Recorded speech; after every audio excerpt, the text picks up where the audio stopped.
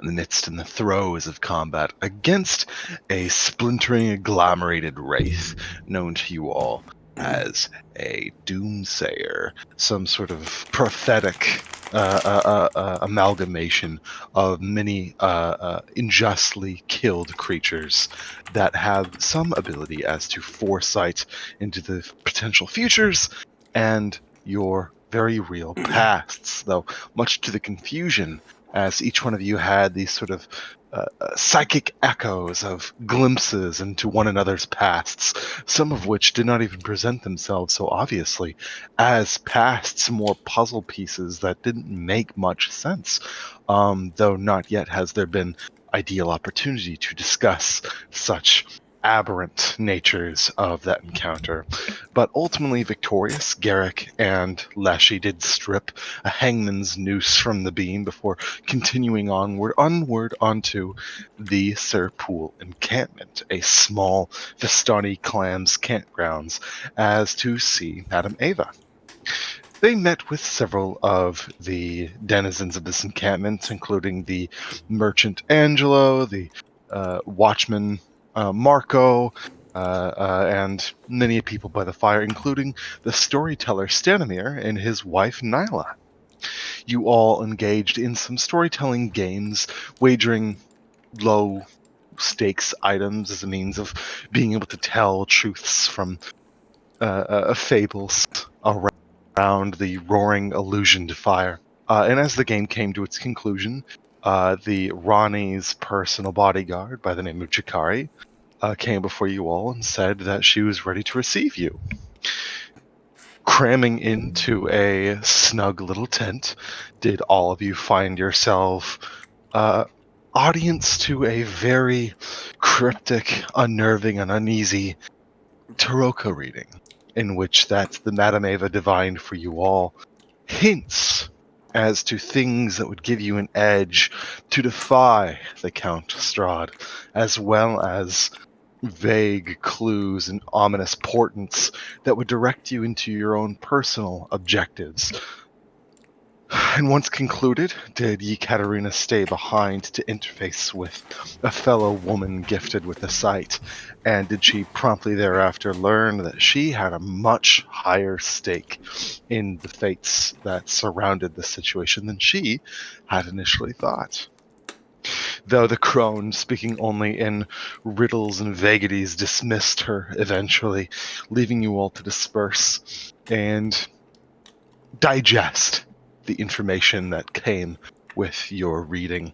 And as you had split up into various different locales, Friend and Leshy briefly spoke about how they didn't know what a monkey is. Garrick and Kane momentarily tested the rules of the deck of inquiry. And Victor and Yekaterina went off to be alone and digest it more privately, though alone together is a way to describe those two of them, as they briefly shared a softer moment while Victor tended to his arcane scribing and Ekaterina played idle tunes in her balaleka. Do we pick up from there?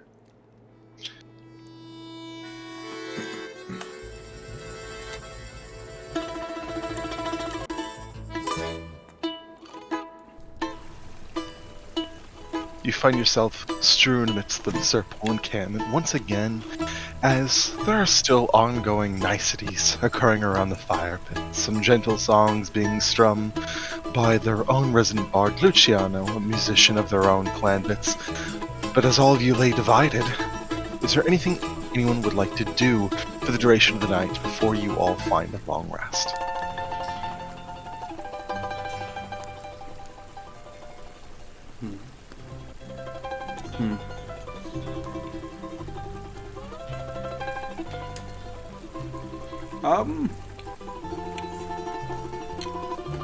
Let's see. Anybody?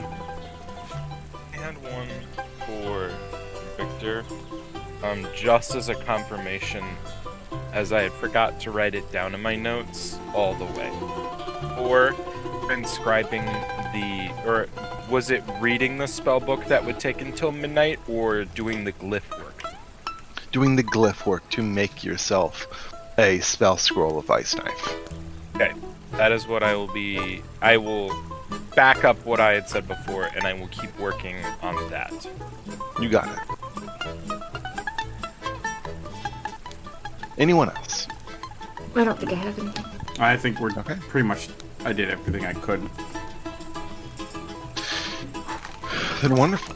Eventually, you all begin to. I'm gonna play something a little less higher octane. It's kind of fucking crazy. He's going That on one that I hill. go hard. Then, as you all recongregate into the northwest area of the encampment and prepare yourselves to sort of bed down to the night, do each of you indeed huddle in and start pitching your tents that lie about the area. And as your shelters are erected for those that need it, most of you are without still proper furbishings that would keep you all, but no, unlike an area like as before that was so treacherous and unkindly, do you find yourselves in much more hospitable terrain with the sort of grace of clemency that you're not going to be harried or harassed by the likes of anything that would not also come into contact with the clan here. So, with that sort of assurance, even without the proper materials to have yourselves a shelter, are you able to formidably host together and bed down for the night? We are going to say it goes until 8 a.m. and all of you, let me see, are welcomed to partake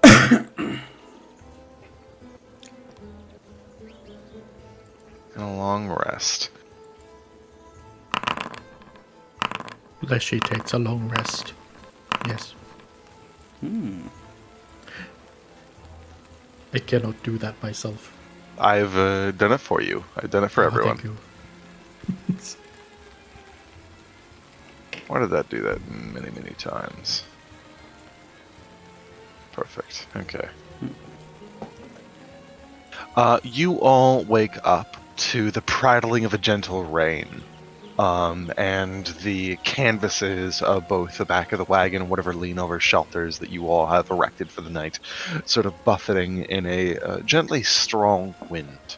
And it seems slightly unpleasant as a sort of wetness seeps into your unprotected gear. And you can sort of feel the squelching in your boots as you begin to prepare yourselves as morning is raised. Let's give it to a proper hour. There we are. As you all sort of get up about your day, the constructs and elves having woken up much more in the wee early AMs to attend to whatever idle menial chores that they would like to do, if any. Otherwise, as you all sort of get Nori, your horse, fed and situated, Garrick, we can say that you spend the morning sort of tending to the make of Ekaterina's Vardo, or not. Yeah, that'd be fine. Because we still need to double check it, make sure it's all fixed.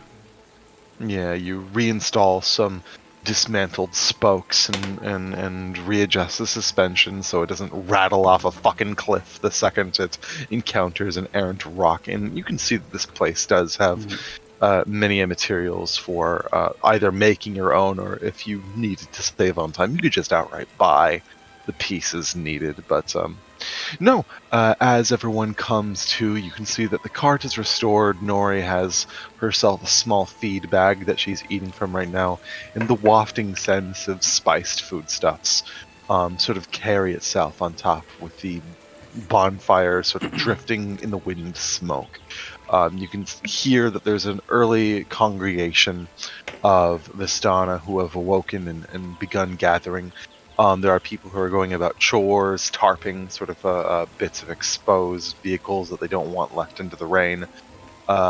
and just making sure that everything is prepared. But regardless, they have these small little blankets and shawls that they're throwing over their heads as to cast away the weather before they're all sort of cramming into their Vardoses respectively, sort of huddling together in tight quarters and proximity. As you see Stanimir, the old man from the night before, sort of walk towards you all and say, "Wonderful weather we're having." So it seems. I know not when you all intend to leave, but if you would like to stuff yourselves with some breakfast, we have some cornmeal polenta, cabbage rolls, and fried bread for you. It's very kind of you. Thank you. Of course. Toast. By the fire, should you need any.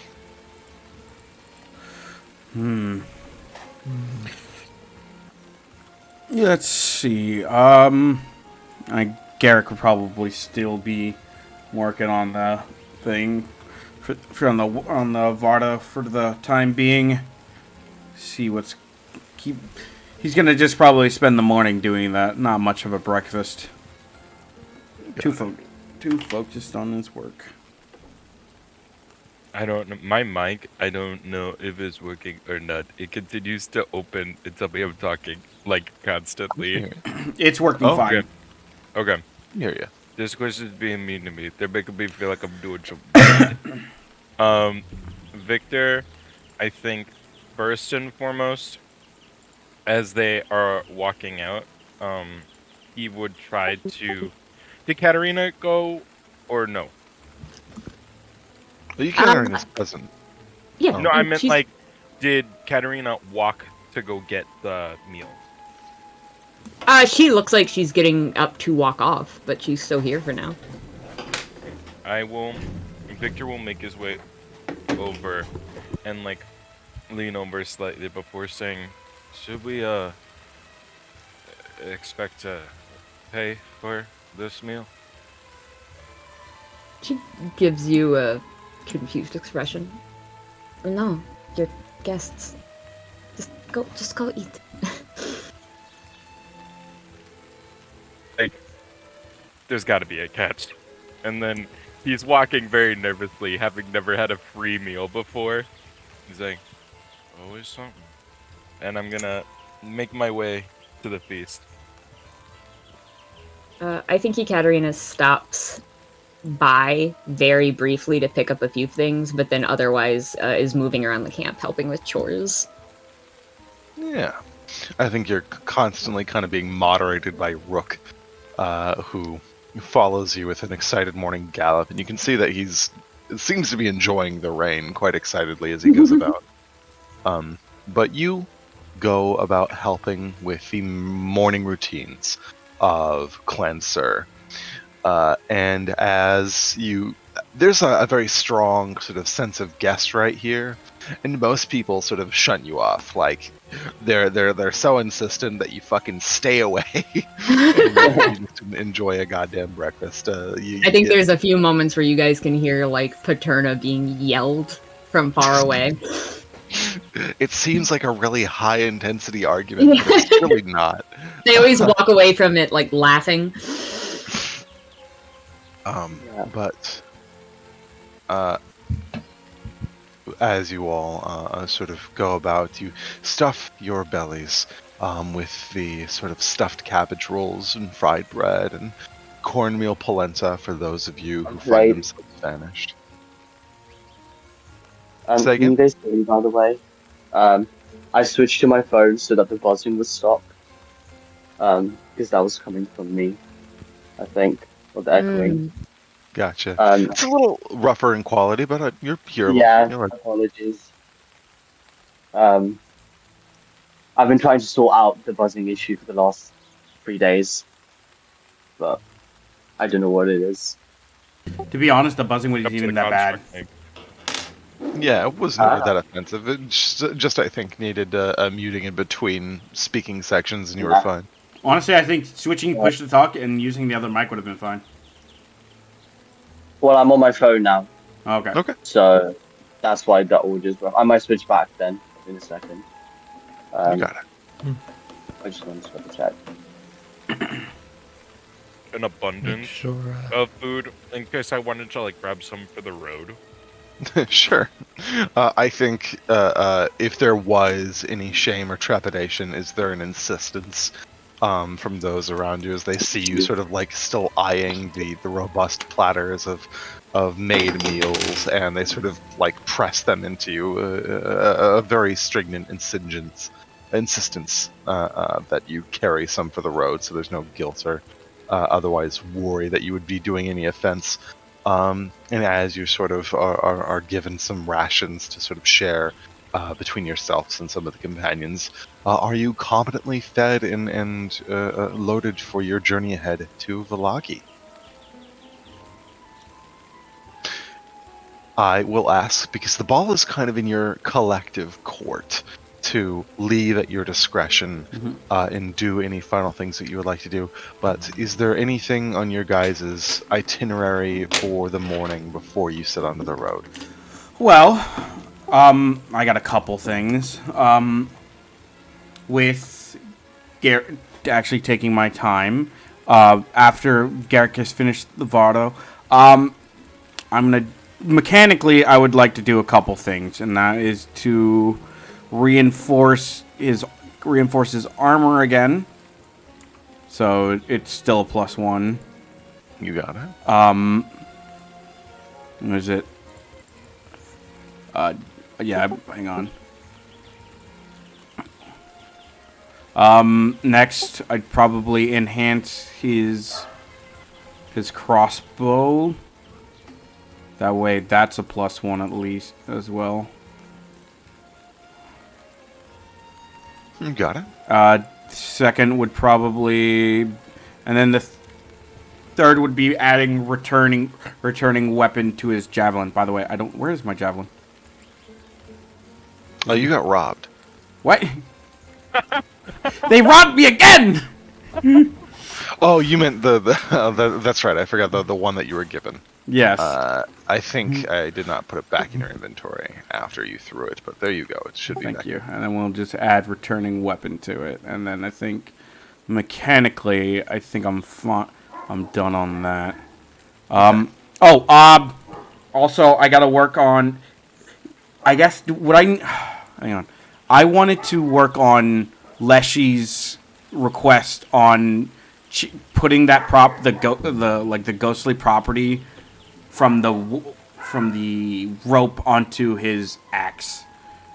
Okay, that will require a bit more downtime and dedication than you currently have afforded. You'll need to be in a proper sort of settled area with more time on your hands before you can start doing like a magic item proper. Okay, so it'll just be I guess keep the rope for now. But I think if you offered to do that, Leshy would probably prefer that you work on figuring out a way to get him out of the Warforged body. Really? What about? So you don't want the magical axe yet? I would say it's just Leshy's preference. Like he's. Okay. Then I guess if you were going to do anything for him, that's fine. Prefer that. Well, we can do a conversation on that later. Other than that, I think I do want to have a conversation with Leslie, but not about that. So Garrick, when he finishes the Vardo, will walk up to Leslie. It's like, so Leslie, about our new companion Rook, do you think it'd be just better to leave him here? Should we bring him along? I mean, he seems happy here. He is happy with Ekaterina currently. I mean, true. I just don't. I feel like we might be getting into a lot more danger, and I just would hate for him to get hurt in a way we cannot control. I believe In my discussion with Rook earlier, his preference was coming with us. I trust your decision on that. I just wasn't Besides, these people are not immune from danger. true, but there is more of them than there are of us.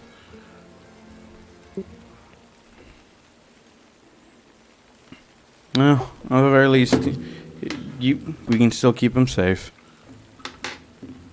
He just sort of tilts his head at you like he doesn't understand what more of them matters in this situation. That's really it.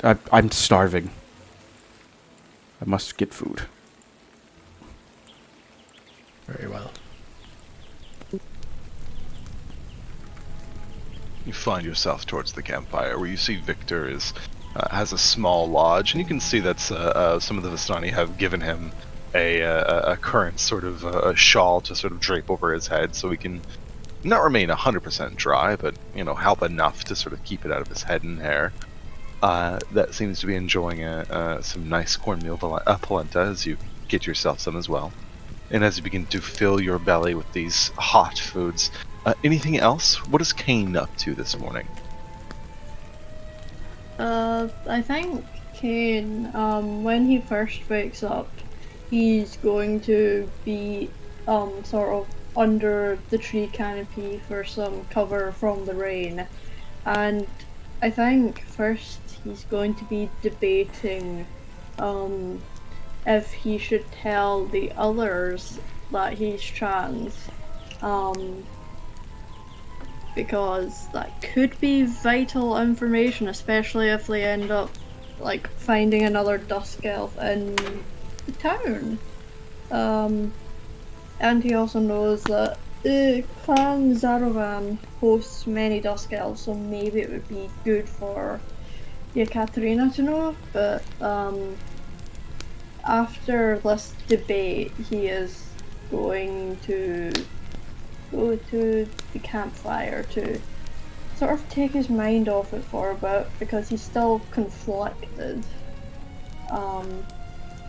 He's going to focus on food for now, but he's going to be sort of meandering close to Victor, sort of on his toes as if he wants to say something, but Kane isn't sharing it yet. I'm not sure how to describe it, but just in that state where you can tell someone wants to say something. As you settle in by the fire with that inexorable antsiness, the restless knee that bombs as you sit there in quiet meditation, helping yourself to a morning service, do you find yourselves in deep contemplation behind your many options that lay ahead of you. Throughout your morning, Kane, the morning chill that would be accompanying these sort of harsher, biting rain showers are alleviated. There's a warmth that washes over you, and every single time you feel the dappling of cold droplets impact your flesh, is the feeling so ephemeral and fleeting, as it's immediately replaced by the soothing warmth. And you kind of feel, it feels intuitively obvious as to what is responsible. As you sort of look down, hanging around your neck, and that warm amber that lays against your sternum sort of softly pulses and glows every single time that wave of warmth washes over you, as if this thing is taking care of you in a gentle sort of way. Kane takes notice of this and sort of examines the amber curiously. He can tell that it's doing this, but why it's doing this is beyond him. You sort of pluck it from your neck and place its back, and there's like this ambient occlusion, this subsurface scattering of light that refracts out of its many uneven edges as you just sort of twist it betwixt your index and thumb. Go ahead and just roll me a perception check Let as you me observe get the it stone. up. Perception. Normal roll, please. Whee. 16. You give it as good of an examination as you can in the circumstances, and as you roll it betwixt your fingers, is there nothing that so obviously stands out as identifiably aberrant, not without the use of scrutinizing magics? It just looks like a modest and lovely shard of amber. Kane shrugs and just carefully sets it back on like his chest and necklace. He's still curious about it. So he's going to saunter up to Garrick a bit. Hey, Garrick, what exactly do you know about the Amber Shard? When I identified it back in town, it was a part. I can tell that it's a part of a mechanism. I could not tell you the mechanism itself, but it is grand. I can tell you that it's grand in design, far bigger than this. It's almost like a key or a piece of a gear, but what it does and how it works is far beyond me. Well, I ask because it seems to be responding to the rain. Kane just lifts it up by the train slightly to show Garrick. I was wondering if you might have known anything about it, but I suppose it's a mystery to both of us.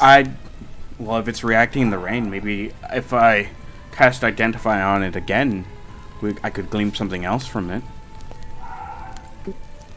If you're willing to do that, I'd say it would be worth it. The more information we have on this thing, the better, I suppose. See, no issue. Pass it over.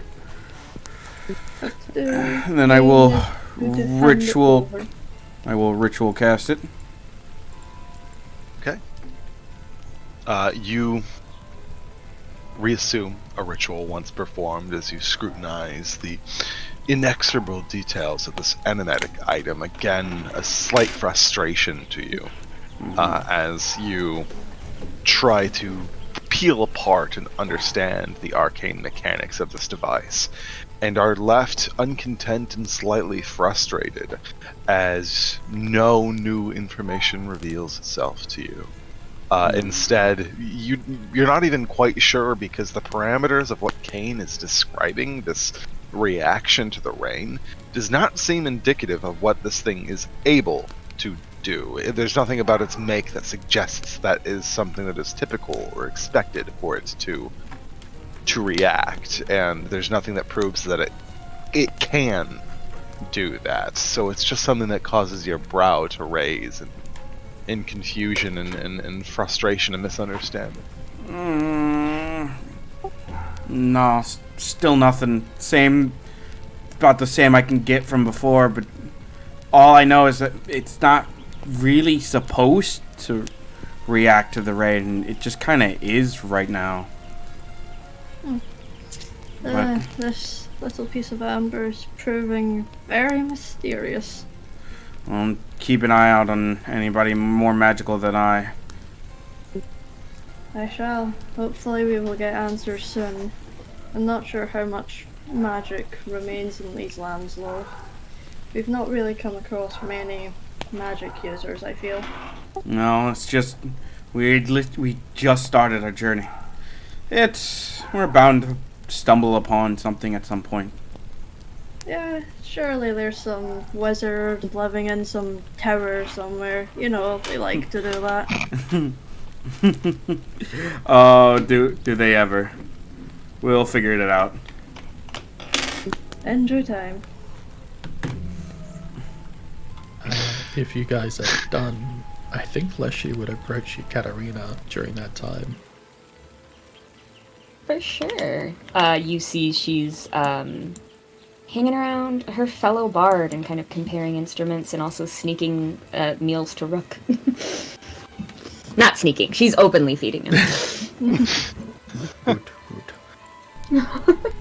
Rook is Excuse glued me. to her side, looking up expectantly, just.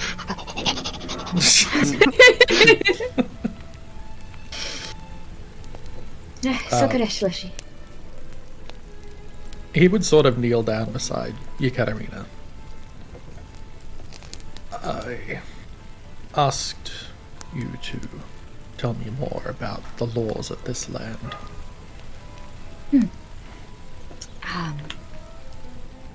Alright, I guess we haven't really had the time to sit down and talk about that. She kind of thinks for a second. Sorry, I just want to turn the music down a little bit. It can change depending on where you are, but it is perhaps the best time for us to have this conversation as we are heading to Valaki. It is the largest of Barovia's cities and perhaps has the most intricate legal code. She kind of winces a little bit.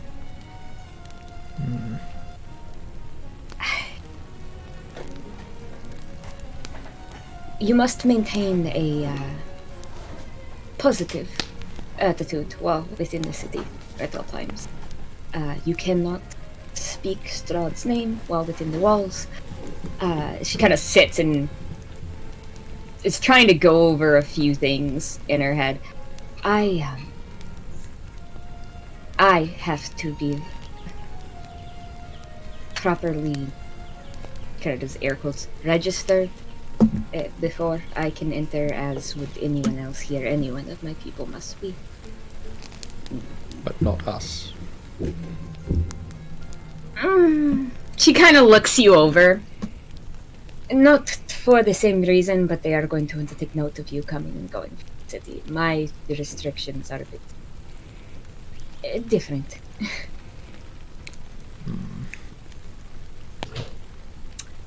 What else? What else?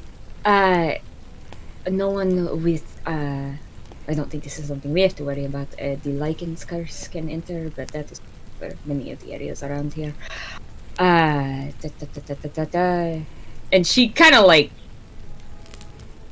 grasps at the air for a second, right? Because you can tell as she's going through it, it's a lot. Whatever is going on in this city, they seem to have, as she said, something very, very intricate. It's best to be careful. While there, keep your head down. Otherwise, in Barovia, again, it really depends. There are, for instance, with the Vistani, were you to injure any of them, whether that physically, morally, emotionally, there is certain recompense that is expected, and in more extreme cases, they may go through something known as Vishnad, which is our word for, she thinks for a second, snaps her fingers, justice. What is the Vistani code on stealing from others? She kind of sits for a second. That can change from clan to clan. There are some, such as the Sir clan, that do not engage in such matters, but if one were to steal from them, as I mentioned, Vishnod, a certain trial of peers to repay back the crime. If you are asking if you are entitled to such regarding those who robbed you, it is complicated.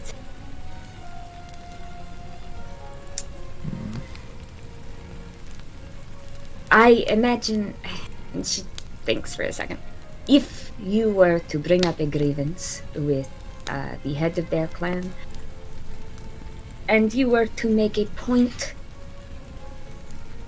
of how severely you are as injured as a party, they may be willing to offer some matter of recompense, but this does not happen very often. I am not particularly offended by what occurred. I do not know the opinion of the others. After all, we were stolen from and ended up in that house together. That we did.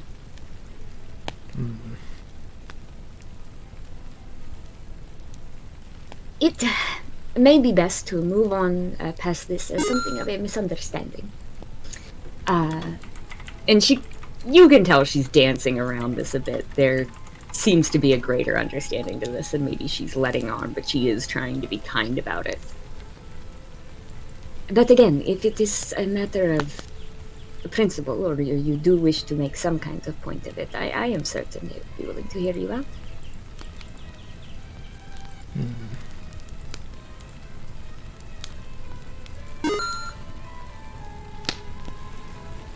I cannot think of any demands. Well, convenient for them. Perhaps take some time to think on it, and if not, truly, most of your things have been returned.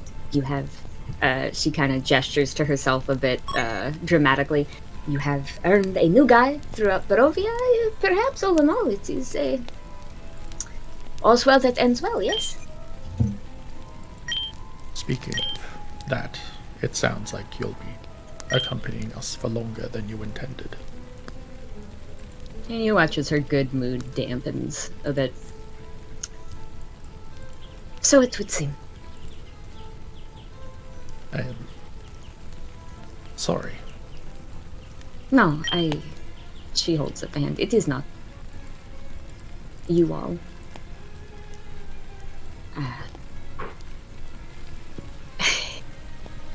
It has revealed things that I perhaps assumed could not be true. There is no simple way to explain. I am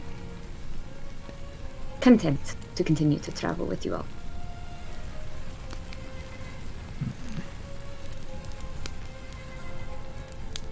Well,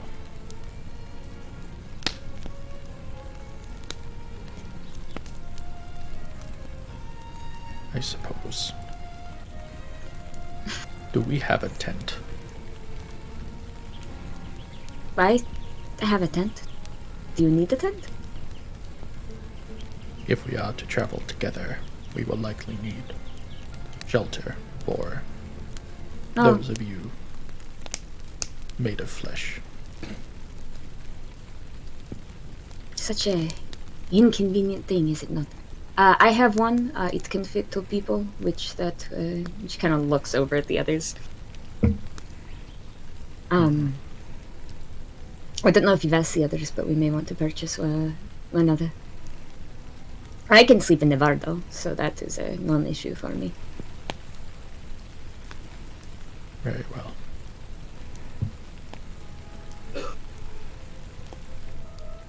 However, you will want to do the bargaining, will you not? Right. She'll hop around the corner to Angelo. Angelo seems to be extending the awning in the back of his wagon to provide a more sort of apt rein over as he's protecting some of his meats, and I think he's trying to throw words towards friend as he's sort of roundabout, as he seems to just be giving idle inquiry and small talk. How do you think sort of friend interfaces when alone and left with small menial conversation?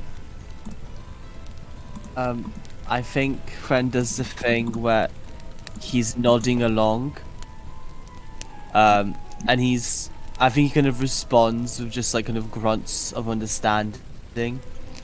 I mean, I guess I can try talking to him if he knows sign. Kind of responding to his asking about the weather Or I guess what is he like actually saying to friend? I think he sort of finds himself asking about your make, like, I have never seen somebody with so many scars such as yours, irregular ones at that. Tell me, what sort of melee do you find yourself amidst of to have accrued such a tapestry of wounds? I think friend kind of looks a bit confused at first because most of these aren't actually wounds. The more things are keeping together, and then he kind of realizes that normal people aren't stitched together.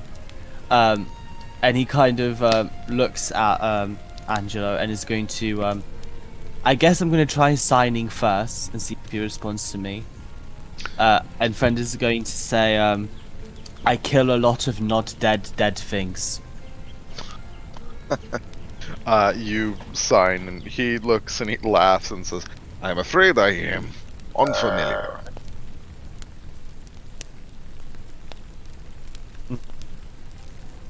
And then friend thinks for a second, and then I kill zombies.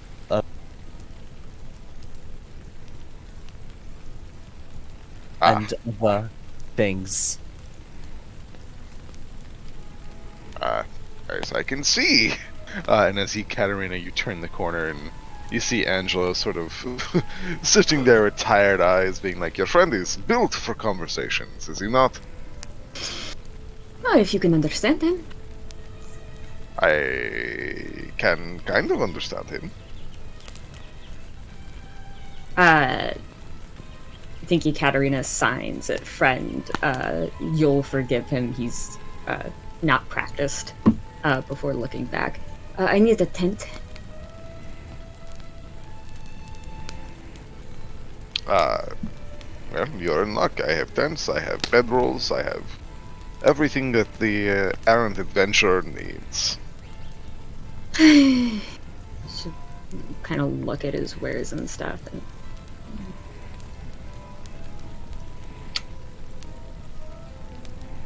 Do me the courtesy of not haggling. yeah, immediately he can tell that she's about to wind up. I'm just saying, cousin. An entire gold piece for a bedroll between us. The rates at which I have sold you items are not priors, effectively equivalent to highway robbery. And the reason why I do not retributively put bounty on your head is because I love you, cousin. And I adore you too, Angela. I'm only saying, I have to, at the behest of your Ronnie, guide these wary travelers throughout Barovia, and I will need all of the gold that I have in order to make sure that they get through safely. I think you misunderstand what gold is for. Gold is for spending, and you will do so at my shop. Do you want the tent and the bedrolls or not? Jess. Let the gold flow. Go ahead and purchase at your discretion. Yeah. Right. Give me. So, what was that, friend? Family is strange. It's not letting me, Jacob. What do you mean it's not letting you? I'm hitting buy item and it does nothing. Don't snap at me. Oh, it's because you don't have any gold outside of your coin purse.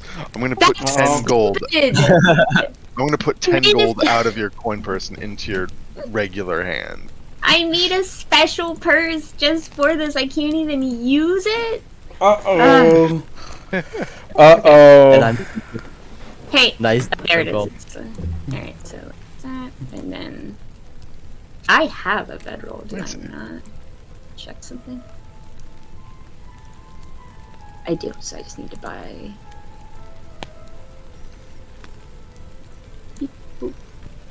I have a question. What is your question? The letter I have, is it like fully sealed? Yes, it does have a wax seal bearing the insignia of Dang Ismark it. House. Okay. I'm not gonna touch that then, in case they don't take it. It's broken. So like I can read it anyway. Yeah.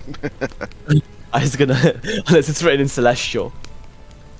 It regrettably is not, but as you all are tending to your morning rotes, are there any final things anyone would like to do before you continue along the road? I think I'm good. Alright. I think Then I'm at the natural smoking. conclusion that one arrives to post callers. I think just add rations and fill up my water skin. I think that's all I need. You got it. Try to say thank you to the older couple before Yes. I go. That's it. That is not something that needs to be a beat. More than happy to just be like, I said goodbye and thank you, and that's it. Mm-hmm. Sure thing. They reciprocate mirthfully as they recant how much they've enjoyed your company and were enraptured by your stories and hope to see you again in good health here soon. As you all begin to take your leave, do you resume along the Old Svalich Road, backtracking to the River Iblis crossroads?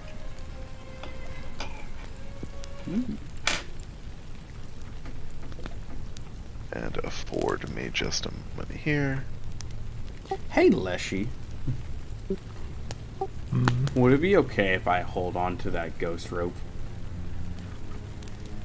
You are free to do so. Oh, thank you. Ghost rope. Ghost rope.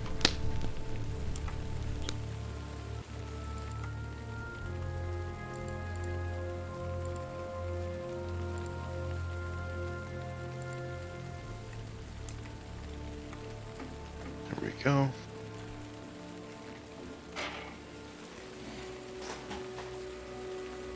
Sorry, I'm pulling up the all of my maps, everything I need. Preparing the stuff to kill us with. Yes. So I am going to rewind brief hour just because I'm about to do some shit for travel. No, let's see, that goes to here.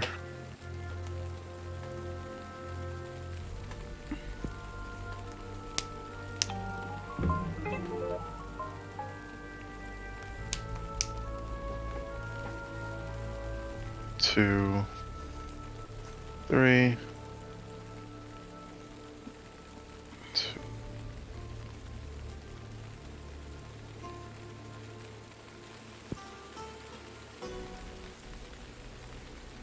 Okay. You guys retread the path in which that you had previously taken, and as you retreat away from the Sir Pool, back along the familiar path, do you find yourselves following the river that bends out of sight in the dark woods that surround the road? Finally, though, the trees pull away, revealing a tall cliff at the base of the foggy mountain slope, and the air is cold and it is damp, and the soft whiffs of fog swirl around the base of the trees and around the stones, and you regard the familiar gallows that creak as you find yourself once again at the crossroads.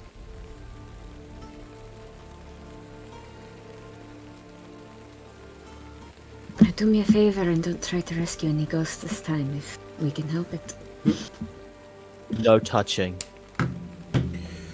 Kane is just in the Vargo with like a guilty look. I don't blame Kane. If it wasn't him, it would have been me.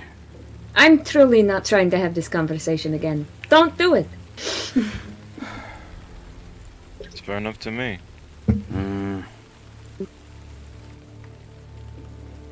And she will urge Nori onwards towards Valaki. Got it. As we're Moment. walking, Go ahead. oh, I guess it's been raining, hasn't it? It has I been. was, I was gonna say I wanted to see if there's any marks that anybody else has been traveling recently, because we know this is the way Gertruda was going. Go ahead and make me a survival or perception check. Okay. Might be hard with the rain going. As friend is just walking around looking at things.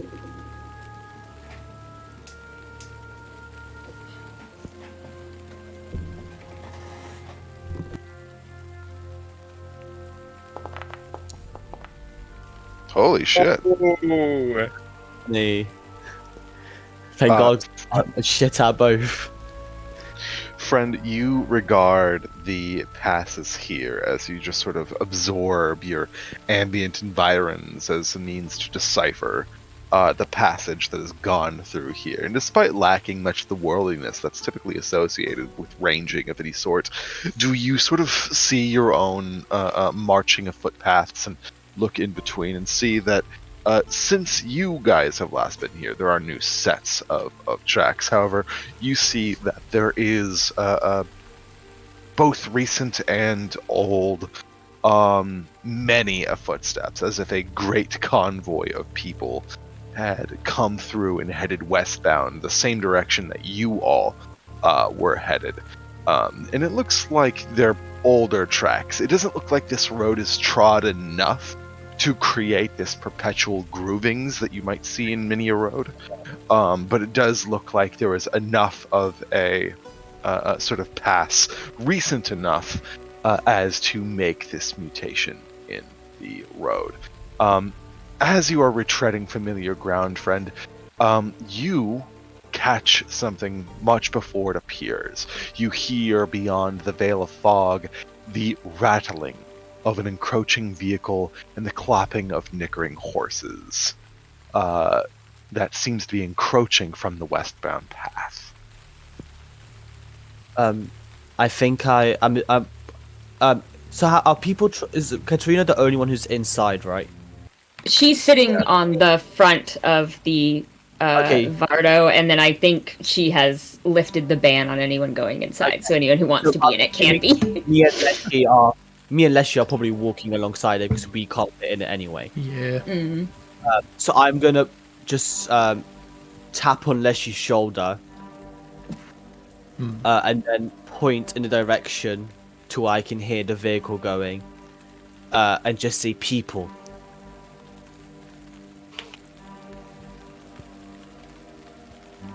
People. Along the road. Nothing to worry about. We'll just... And Ekaterina's gonna kind of encourage Nori to pull towards the side of the road. Please. Give me an animal handling check for a moment. Oh, yeah! God, if you crash us into the... If I lose another fucking horse, dude. Zombie Horse 2, Electric I'm Boogaloo. so fucking cracked with it. God Another damn. natural 20. You see that Nori is disturbed. Something has rattled her, and she sits there sort of and you watch as she sort of raises her front hooves for a moment as she's trying to like pull against the barding. You reach forward and soothe her for a moment, and you can see that her heart is beating out of the side of her torso as she seems on high alert and sort of in following off of the animal's intuition. I'm going to say that your natural 20 carries over into a subsequent success of a different ability check. As you sort of rely on her intuition as you cast your gaze out. And I think with a natural 20 animal handling, you know that horses possess some sort of natural empathy towards situations and dispositions. It's almost like a social sixth sense that they have to sort of be wary to predators. And as you cast your gaze out, you hear large footsteps, and friend, you become notice to this as well, as in the underbrush are not small things like way lowland predators and forest cats and jackrabbits. These are massive shapes that loom in the underbrush, and without either of your acuities sort of attuned to the dark recesses of the forests, do you see these lumping shapes prowl behind them, sort of preluding what is this encroaching, rattling. Emerging, finally, from the mists is a black carriage, drawn by 2 horses with coats of midnight, that come to a stop at the fork in the road.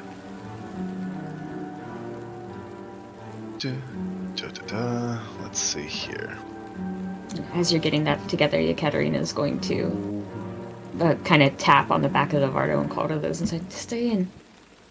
Just keep your heads down."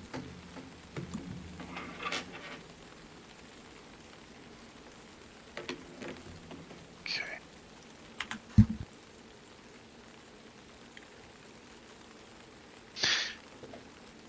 As the horses snort.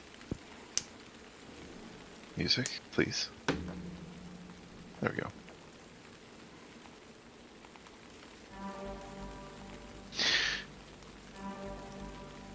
These clouds, these plumes of steamy breath roil into the chill air before the carriage's rider comes into view, and eventually does the familiar visage of the chamberlain you all had seen the night before last, the dusk elf Rahadin, the kinslayer.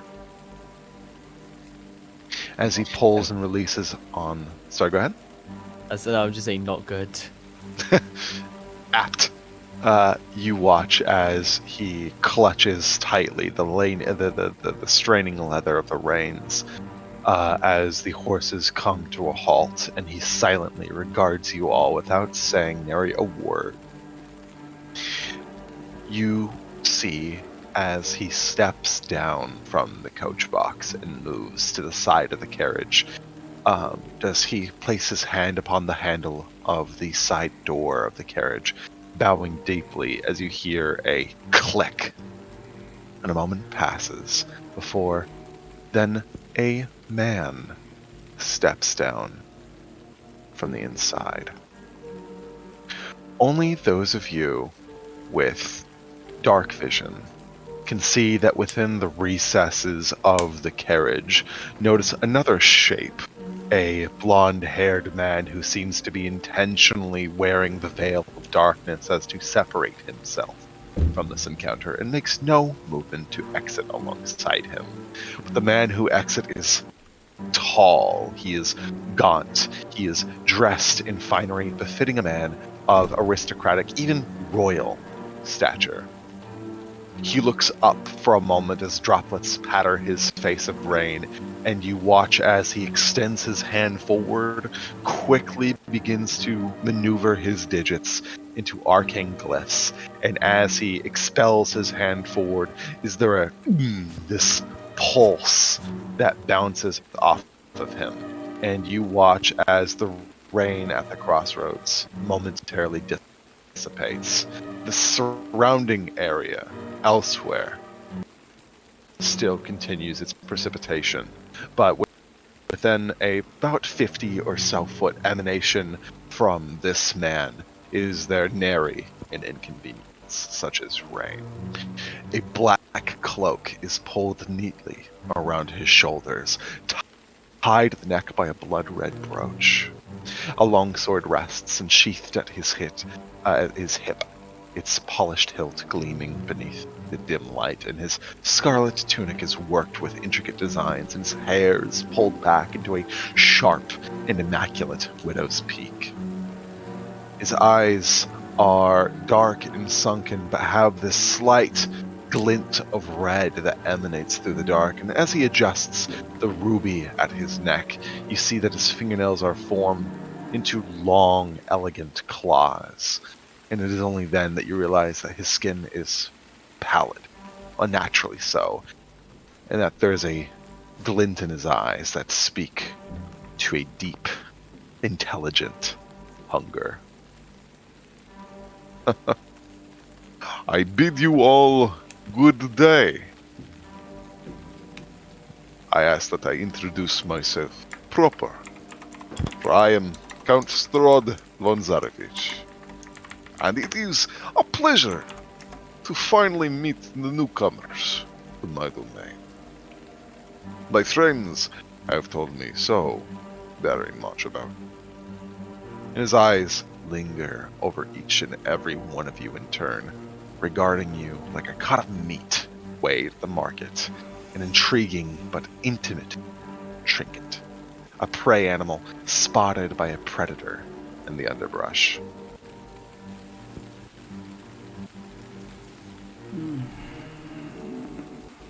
Grab a brief little screeny for you, Leshy. It's not the full picture, but you can get it. I think Ekaterina freezes for a moment as he steps out and goes through his monologue before finally nearly scrambling off of the Vardo to stand and bow her head. We are honored by your visit, Count Strut. The Count reaches forward. And I'm going to activate the scene proper so we can play with some dolls if anyone wants to play with dolls. Thank you, Papa.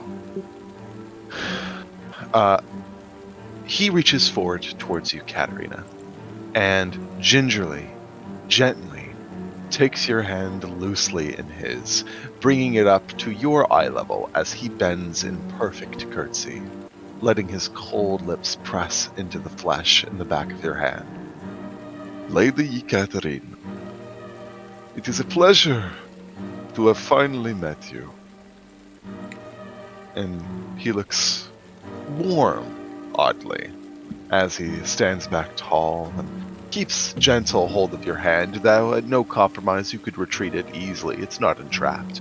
But he looks over to the rest of the lineup of your companions as he says, "Has Ekaterina of the honored clan Zarovan properly introduced you all to my domain?"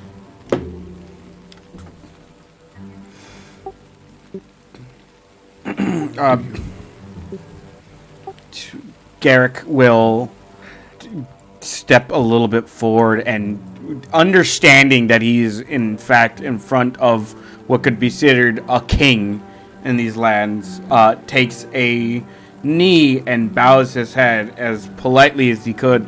It's like, I speak for all of us, that she has done nothing but speak wonders of your land. He smiles and looks to you, Katerina, and says, "A flatterer, isn't he?" He is quite good at it, my lord. And if you guys are to look over, you see that she has not bothered to look up a single time. Her eyes are on her feet the entire time. Well, it is in good spate that I hear that you all have been ingratiated thusly. I apologize for any folk tales my subjects may have shared about me. And he paces for a moment before you, friend, stalking like a wolf encircling helpless prey. His red eyes glint in the darkness as he closes rank, assessing your every angle, as you are one of the few people that he has to look up to speak. And you hear him say, "So, you're the prototype the abbot spoke of. An impressive physique, though the rest perhaps leaves some to be desired. I confess, it leaves me pessimistic about the quality of his magnum opus. What say you, friend? Does a man of your faith, a man of your make, have faith in your father's craft?" Everything he created. Oh. Like.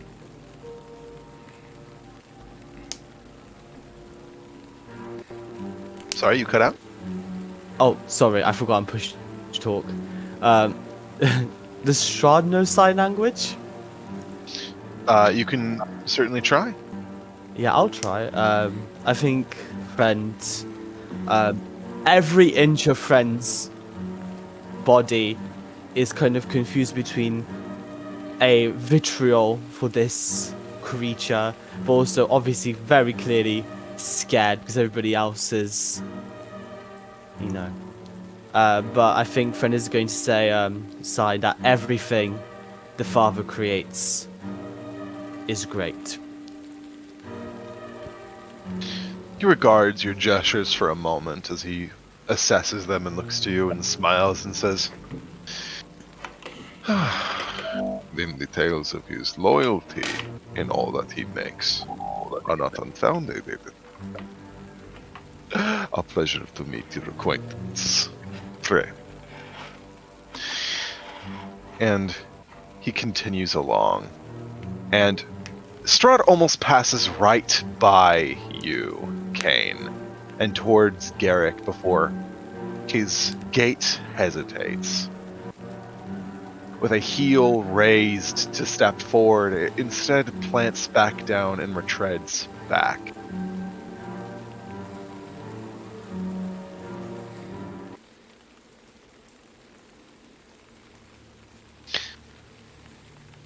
As he stands before you, Kane, draping you in his shadow, you see a clawed hand raises to gently nick at the horns that sprout from your brow, rolling a shard that peels from the bone in his fingers momentarily.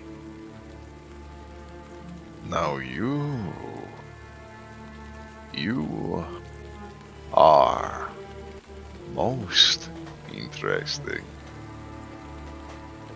I hear from my many friends that you call yourself Kane. And he leans forward uncomfortably close to you. But I have not a single record of a child of a Throndir born with that name. Tell me, boy, what is your family name? Kane is clearly terrified. First his fear was from seeing Rahadan again. Now his fear has directed to be stemming from Strahd's interrogation. Kane is a little panicked. The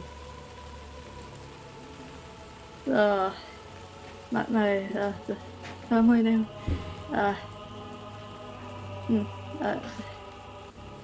Rayfran. I might not have been registered at birth. My mother died in the process.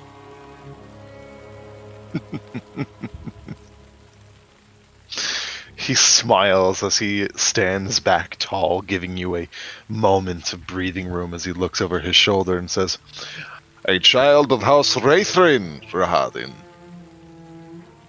I knew that your cousins were few in living. Do you know of a Kane of House Raithrin?" "No, my lord. I never heard a Kane of House Raithrin." And he looks back to regard you and says, "You should consider yourself lucky that the noble houses of Athrondil have fallen out of the ranks of nobility. Do you know the sentence for the impersonation of nobility, Kane Raithrin?"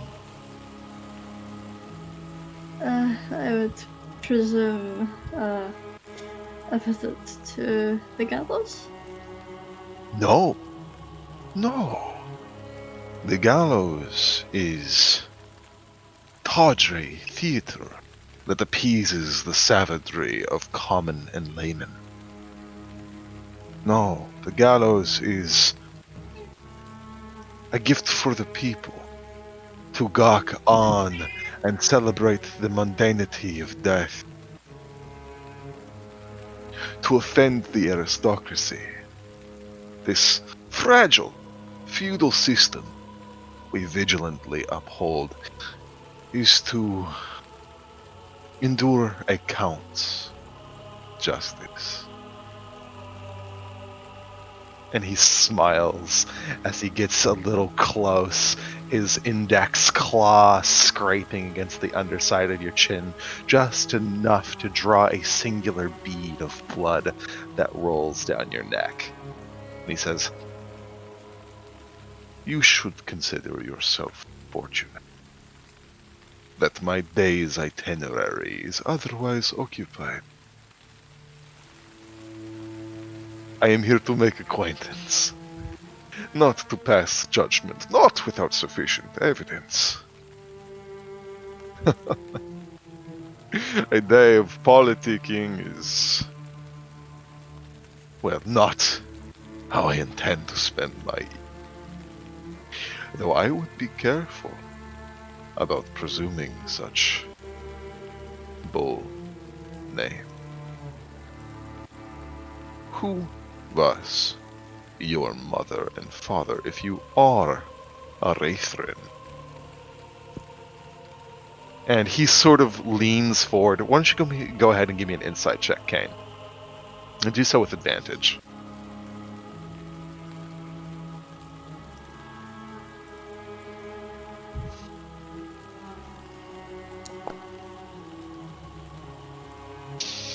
Shit. Yeah, 20. This is a entrapment. This is a bait. No matter what your answer is, your best response here is to bow your head, say nothing, and apologize. Kane is going to do just that. He's going to not answer the question, bow his head, and simply apologize. If I may speak up, my lord, I can confirm. This young man's bloodline, I intend to reunite him if he has been honest with me. With his uncle. He smiles again and looks to Rahadin, and Rahadin looks over, intrigued, and says, "Well, if he does speak truly, that is most interesting. I would love to hear what Casimir has to say about this bastard of a fallen house." It would be my honor to serve in this manner. He smiles warmly and says, "It is refreshing to see such noble service. Perhaps I shall visit you again then, to collect your report." She nods very shakily. There's like a wistful sigh that exits his throat as he continues his path along, and Victor, the pale face of the Lord, is almost bored as he looks you over, eyes clearly lingering on your arcane implements about your person, and the edge of his lips raise in an unimpressed chuckle. "Victor Quinn, I was wondering when you'd find your way here. You've a score to settle after all."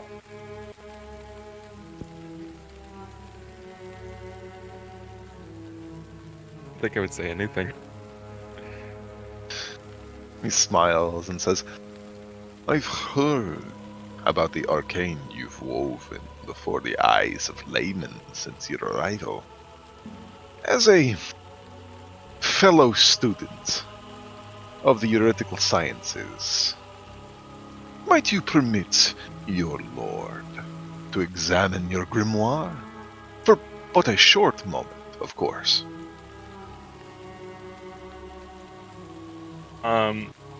Assuming... No, I think I would automatically. I will provide him with my grimoire, but I think I'm gonna try to not let him know the fact I have the Durst one. Sure.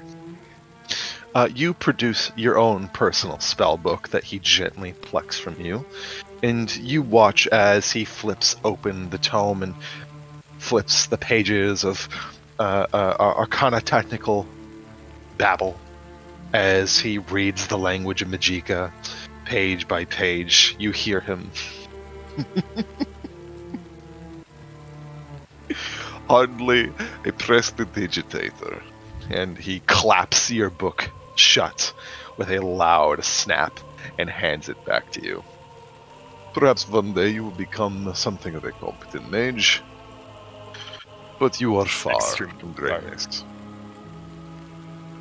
Go ahead. First of all, sorry, I didn't mean to duck in front.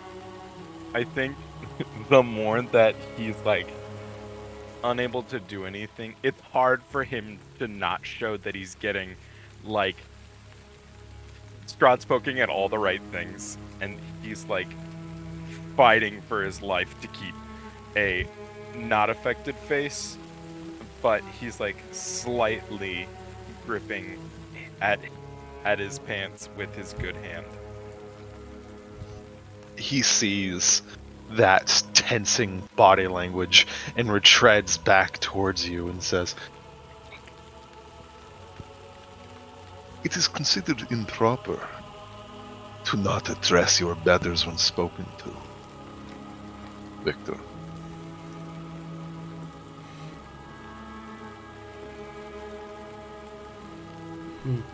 My apologies. I accept your apology. Now, allow me to give you a lesson in proper courtly decorum. Your better shares with you feedback into your sciences and studies. How would you reply to your lord when you are provided a gift of your addition?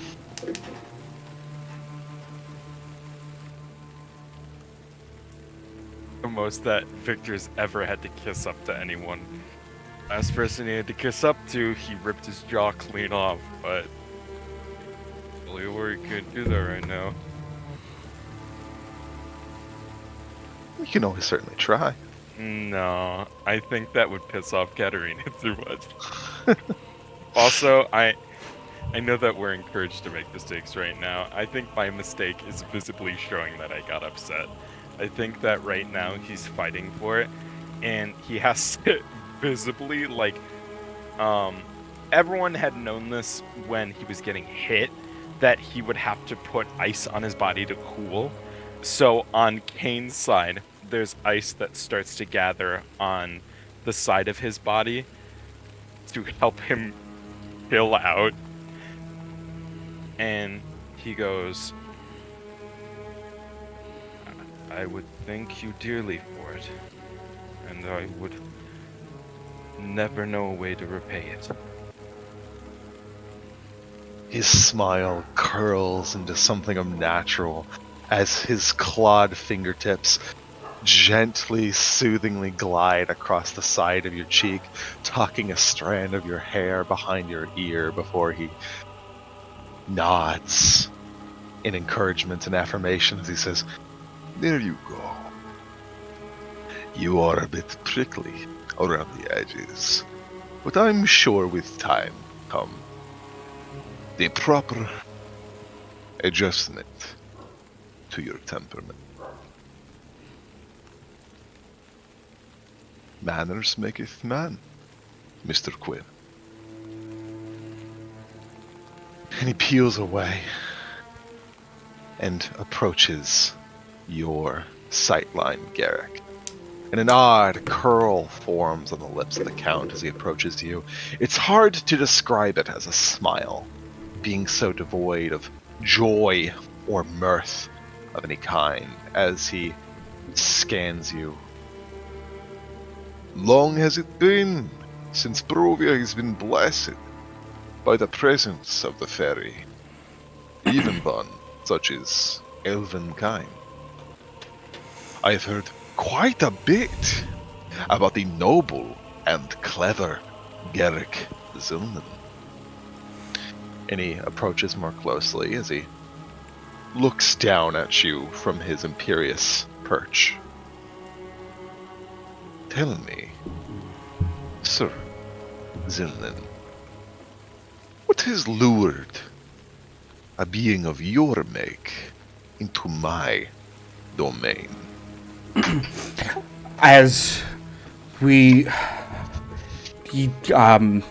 Garrick is genuinely stuttering after seeing all four of his friends be genuinely threatened and looked down upon by this man. All of them almost afraid of just his voice alone. Garrick is going along with Katarina and not making direct eye contact as he keeps his eyes to basically his shoes, to, in a sense, to kind of keep himself as low as the ground that he walks on, trying to appease him as if a god is amongst him. Sir, I was in a conflict with a Shadar Kai. As he was trying to escape, I went along and I ended up in these lands. All I'm looking for is a way home. He chuckles as he digests your proclamation.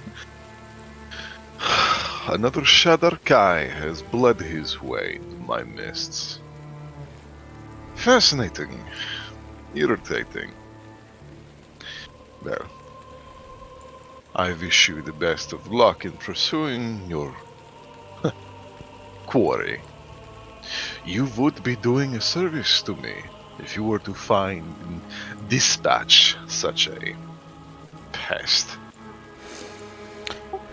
In your honor, Lord Garrick is really struggling to even say his name. He sort of holds a hand up to your mouth and presses his index against you as he non-verbally shushes you. And he smiles and says, "Come now. You have worn a brave face since your arrival. It is not suitable for me to ask you to continue your noble facade." And he sort of lifts your chin and points it towards your allies to the left and says, "You may be assuming this character before the faces of many, but cowardice is natural to some. One day perhaps you will grow in to the epaulets you metaphorically present." As Garrick turns to see his compatriots, they can see the absolute terror that is amongst his face, as if he's about to be, is like his life is about to be snatched. If anything, it looks like he's about to just start crying in this moment of how genuinely afraid he is. He's gonna look up and at Garrick, and then he will just keep his gaze glaring at Strahd when he assumes that Strahd is not fully aware that he has a almost murderous intent. There is a sigh of satisfaction as he lets go of your face, almost now bored of you and disinterested, casting you aside like a used toy. And instead, the Count finally comes to stop before you, Leshy, quietly laughing to himself as he drinks you all in, scanning you head to toe.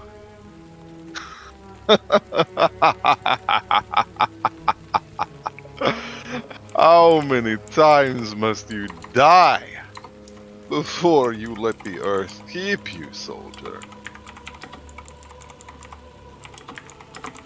Perhaps one more time. Curious, your nature. You failed me when you fought in my legion, and you died. And you failed your people when you fought in their legion. A being of lesser determination would have been content to remain at rest. So tell me, Leshy, quaint name for yourself, do you think that this time will be any different? Now are would you be designed? a good time to find out. Oh, he holds up an index finger and says, mind your words. You may think yourself above the echelons of peasants who owe loyalty and fealty to their liege lord. But you are not. Perhaps, if we assess you holistically in the nature of your make, I might determine you to be something more of a beast to be hunted. Maybe you are not entitled to layman's rights, hardly entitled to the laws of serfdom. Maybe you are legally declared something lesser than a person. Your The only words crime. Go ahead. mean nothing to me.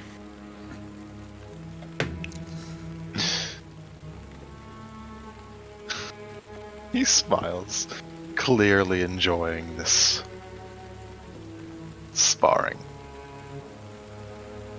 And as he takes a moment,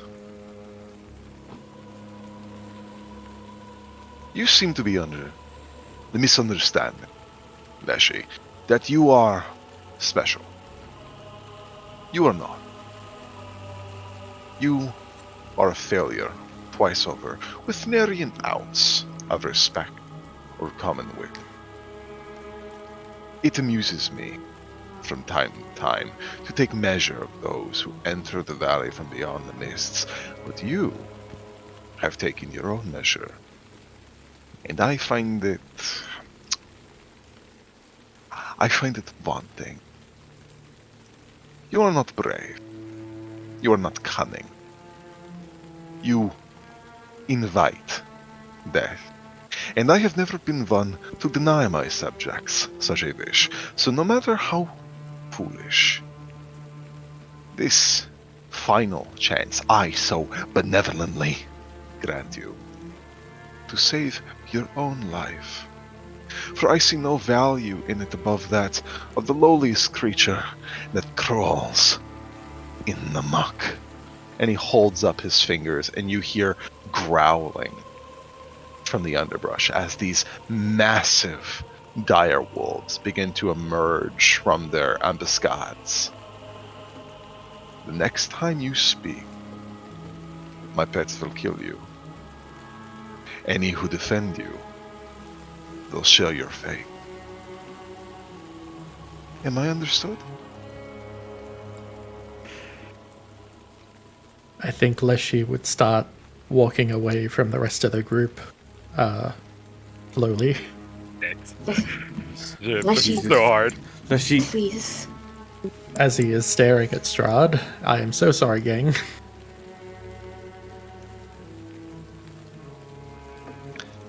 Strahd, the lowliest creatures in the muck, make up most of this world.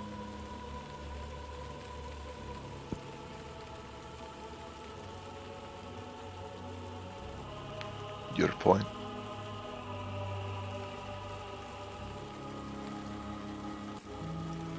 They Unless are you lorded intend over all the same.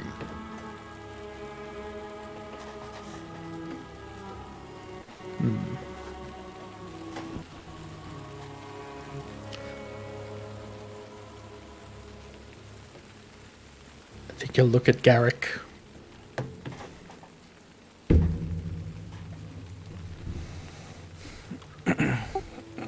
Garrick is genuinely terrified by your next words. He's almost, his eyes are begging you, just even take a kneel, something. Don't harm us by battling him in this moment.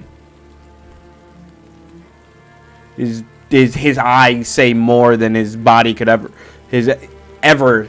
that you've seen before. It seems like he has a commendable expression, like you gotta give credit where credit's due. He does have his hand slightly open. Garrick does. You can just subtly see something Garrick does with his hand. He takes his open hand and just kind of gently glides it downward, like almost like to lower yourself. It's like just gently. Mr. Hades, I cannot do it myself. Could you please roll Leshy a wisdom save? Yes, I will. It's so fucking hard, dude. Damn. Oh, you were gonna say, Hades, I can't. Can you roll an attack roll? Oh Jesus Christ! That's what I thought was about to happen as well. Same. He throws the cart at Strad. As you stand there, mulling over the primordial rage that occupies the gifted sentience about your mind. Do you I look do not know what I inward rolled. for the patience and how you would interpret it? Oh, sorry. Have you rolled a 9? Yeah. Leshy takes his axe off his back, and he points it at Strahd. Immediately, as soon as you unhoist it from your back, I need you to make me a wisdom saving throw, which I will make for you. Oh my God! Hard stuff, dude. Everybody roll initiative. This is 6. 6 is a failure. The second you draw your axe and begin to etch it forward, do the rest of you see a brief gesture, something sharp and pointed, as a small incantation breaks off, and Leshy, you rattle as the pinpricks of light in the deer skull that composes your head rattle, and you find yourself stuck. Your servos locked up, rusted. The plant matter that nastically animates your make is frozen, paralyzed. And Strahd steps forward and puts both of his palms beneath your skull, sort of edging his thumbs along the creases of your eye sockets. And he smiles and says, I gave you such generosity, such chance. I gave you ample kindness. But destroying you is not enough, Leshy. Somehow you will find your ways to haunt me, but you will never learn your lesson. And he slowly rotates you to see all of your compatriots and says, I want you to witness. I want you to witness the price of hubris. Leshy? We're gonna roll initiative. Oh my god, oh my god, oh my god, oh my god. Yeah. Was it everyone or just them? It's everybody. Oh no. Baller. Is Leshy still able to talk, or is he, like, You're paralyzed. paralyzed? Okay. Just double checking. I apologize. He's currently thinking, well, Strahd didn't keep his word. What a fucking asshole. This guy, a liar. Oh man, who would have guessed? Strahd, a liar. Oh god, World no, is Garrett not- go last.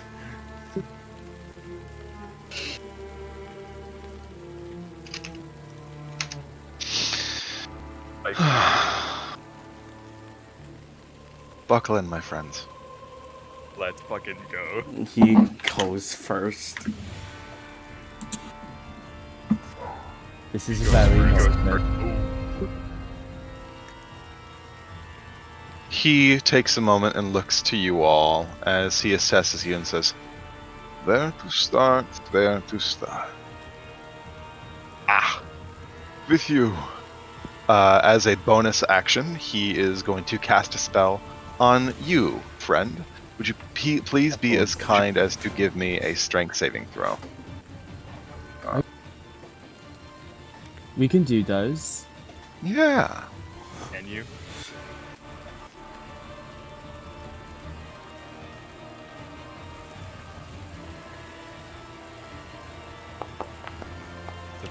No. Bizarre. Friend, nervously, do you find yourself being shunt into action? And as you nervously go to draw your blade, do you find yourself falling forward? And as you're like falling forward, you realize that there is no weight of your body. There's no weight of yourself. And you look up, and as your feet give out from way underneath you, you will watch as friend is floating and being lifted into the air 30 feet. Whoa, whoa, whoa, whoa, whoa. Oh god. Oh god. Wait, is he immediately 30 feet? Oh, okay. Looking to you, Garrick, does he set a hand on your shoulder, and with a sad expression does he go, "I'm sorry, my boy. I saw more fortuitousness in our futures. What? This must be done." Can I try to intercept whatever is coming Garrick's way? Sure! I was gonna Go ahead and use your reaction to Shattering Shield. Oh god. Garrick is also can you know you know what? No, I got shield as well. Depending on we'll see what happens. Well, he rolls to hit. Does a 27 hit you? Oh shit! I can't even defend against that. Shield only gives me a plus 50. That's 21. The most I get is 21. That's it. That's game. That's Get it. ready for my arrival, worm. Fucking Jesus Christ. So, Victor, why don't you cast Shattering Shield, because Garrick is about to take 20 points of damage. Nice. You got it. You got it. You got it. You got it. I want a hand through the gut. Guys. With a thrusting punch forward, claws drawn that aim to seep into your torso, quickly as a barrier of ice dividing you and the Lord Strahd. Though as seamlessly as the ice barrier is erected, does it obliterate as his punch carries through and delivers unto you 12 points of damage as you look down and see blood seeping from your guts. As he looks to you, Victor, and says, "I will be with you shortly." He's going to make another attack against you, Garrick.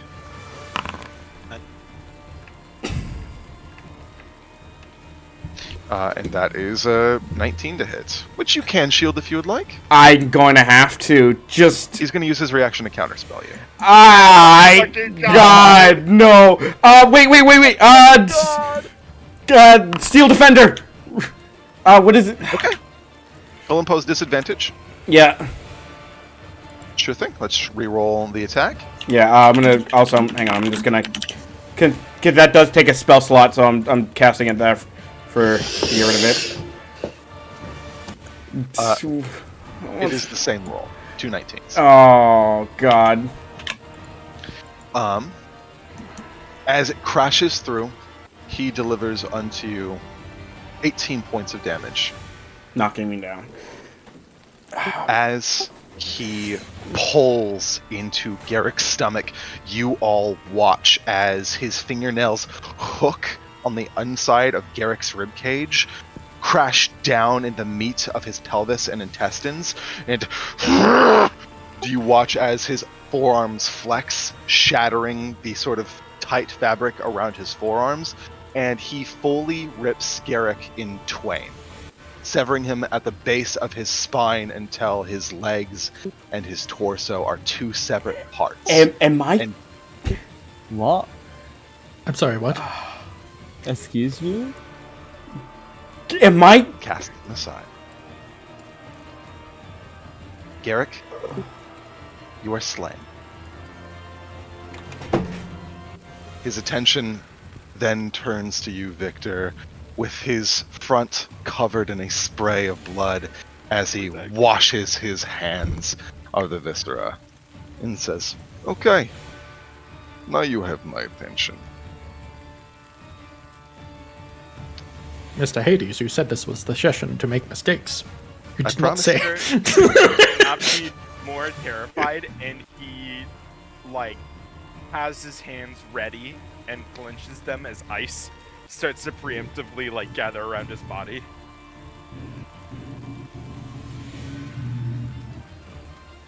All will be well is an expression that you will hear many a times this campaign, and this is one of them. As he looks to you, Victor, friend, at the start of your turn, you find yourself floating. There is no surface in which that you can root yourself, and you Incredible. can try. But what would you like to do on your turn? Okay, the Doom Yowie was real, so true. Okay, well, there's not very much I can do.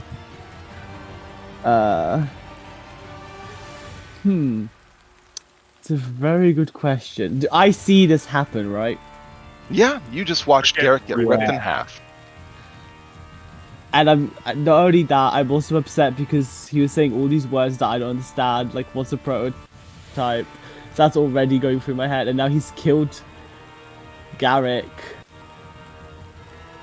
And I'm just floating. I can't like move myself in the air, I'm assuming. No, you try. There's an action to almost like relictually swim, but you are fully suspended. Okay. Or up is he floating each turn? One might assume.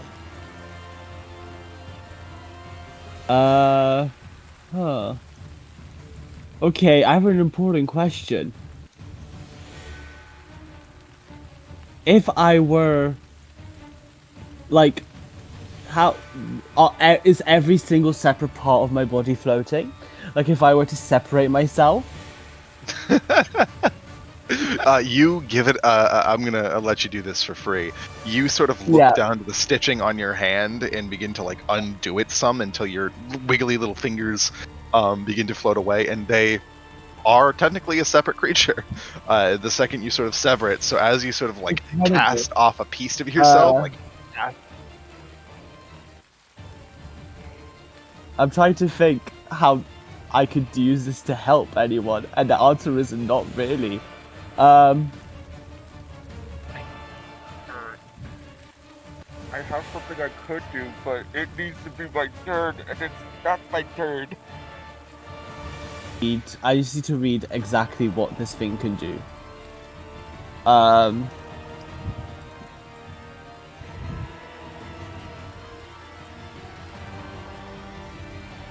it really can't do much, can it? no, not in this situation. It's more utility than combat. Yeah. Okay, you know what? Can I do... And Garrish is dead.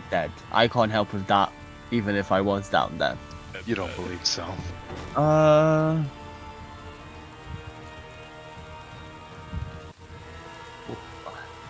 Kind of...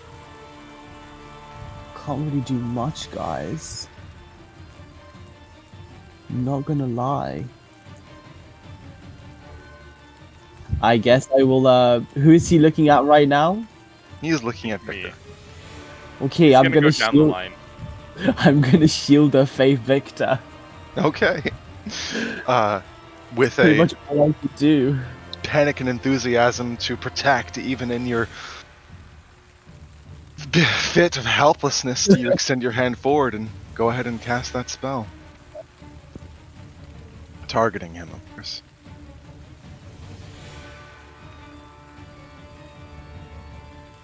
Let me just do that before I cast it.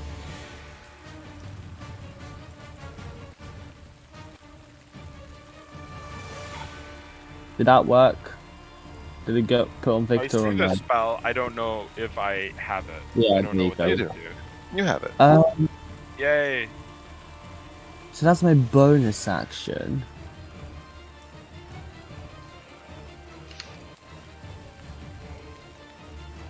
If you'd like, you can just take your action to dodge.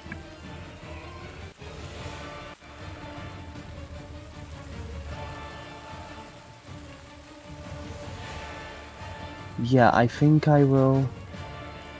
Yeah, because no, Divine Sense won't help me in any way. Yeah, I'll use my action to take the dodge action.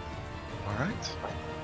Then, as you conclude your turn, unable to move, Kane, the turn falls to you.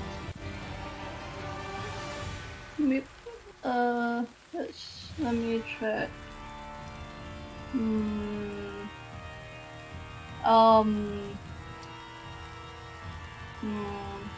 Thonking. I am thonking.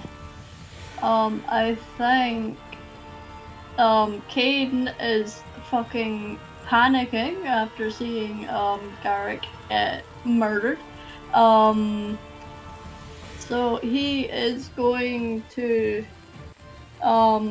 try use calm emotions, which, let me check, each humanoid in a 20-foot radius sphere. Let me measure, because Kane does not want to get this. He wants You can to... single out Strahd if you'd like. Okay. Cool. Let me get rid of my measuring tool.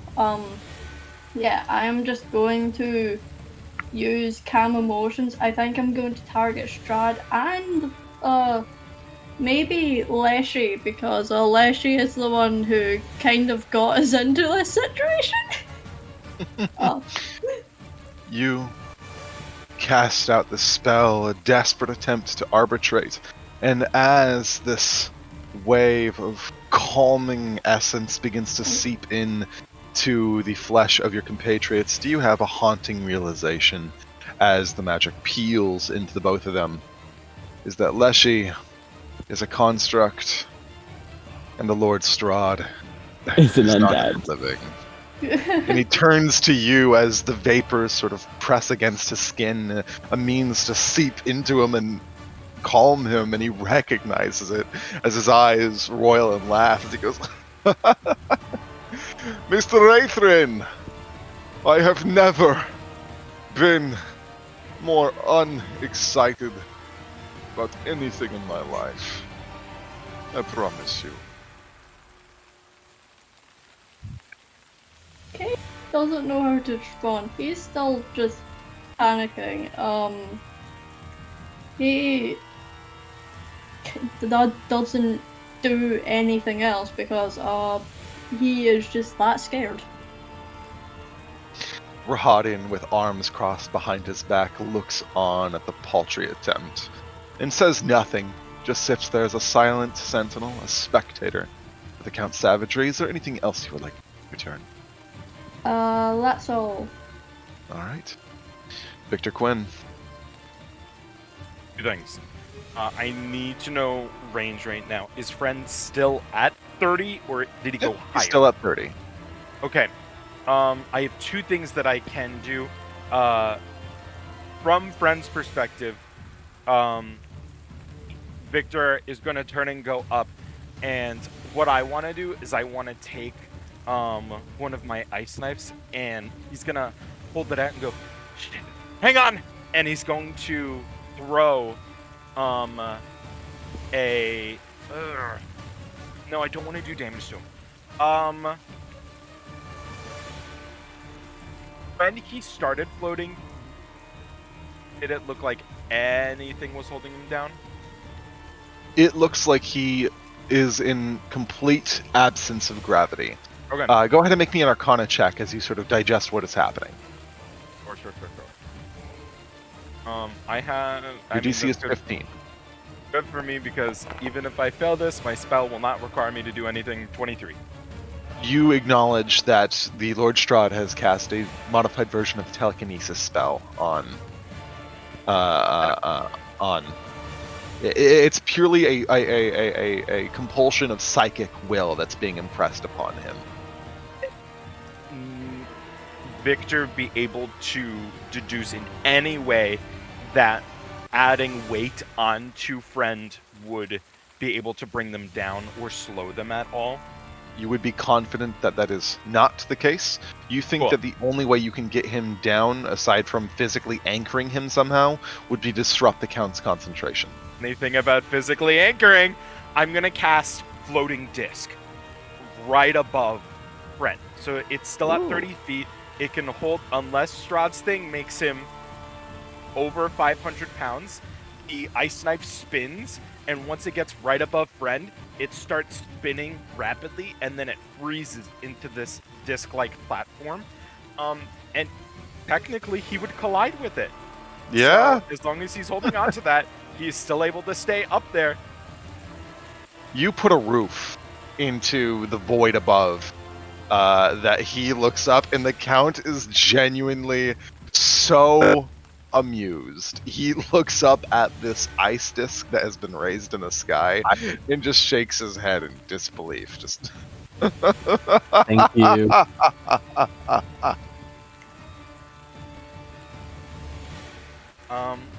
As My much as father I will hear about As much as I would like to do more, floating disc is it could be a ritual.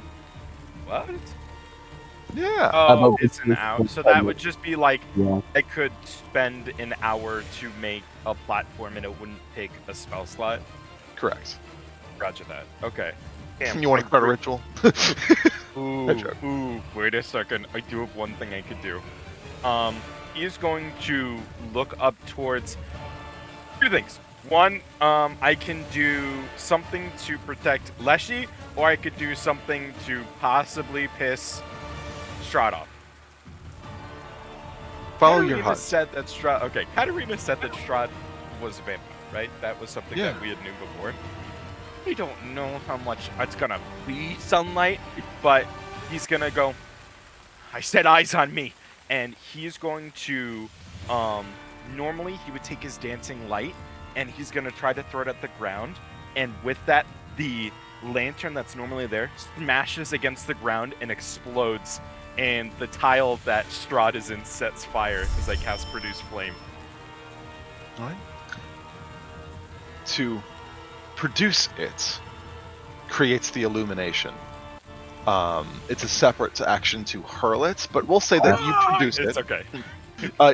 As you begin to glow in that pleasant light, and sort of present for it, he looks to you and the flame that you have conjured in your hand as this light sort of crashes out, and just looks at it with this most expectant, unimpressed, and humored grin. That's it. Close, why don't you do what it does? That's my turn. Okay. Ekaterina, it is your turn, my dear.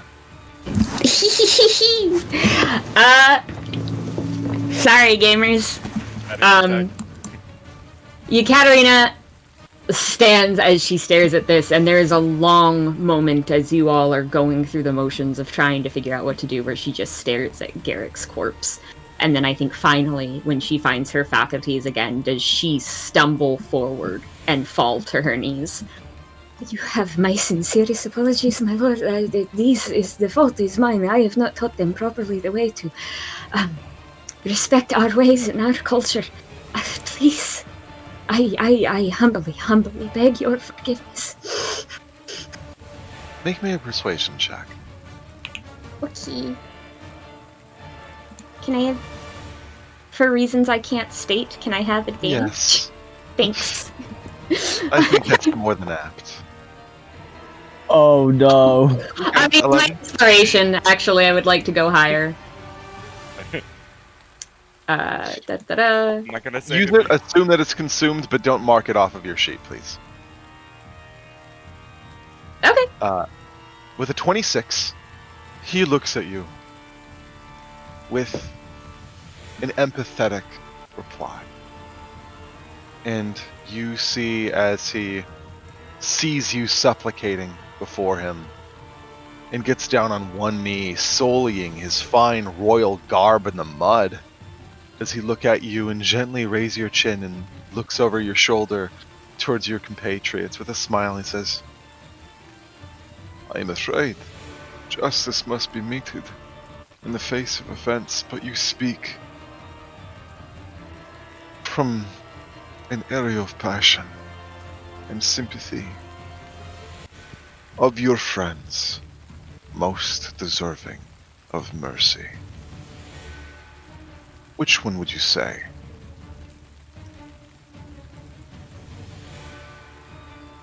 Oh,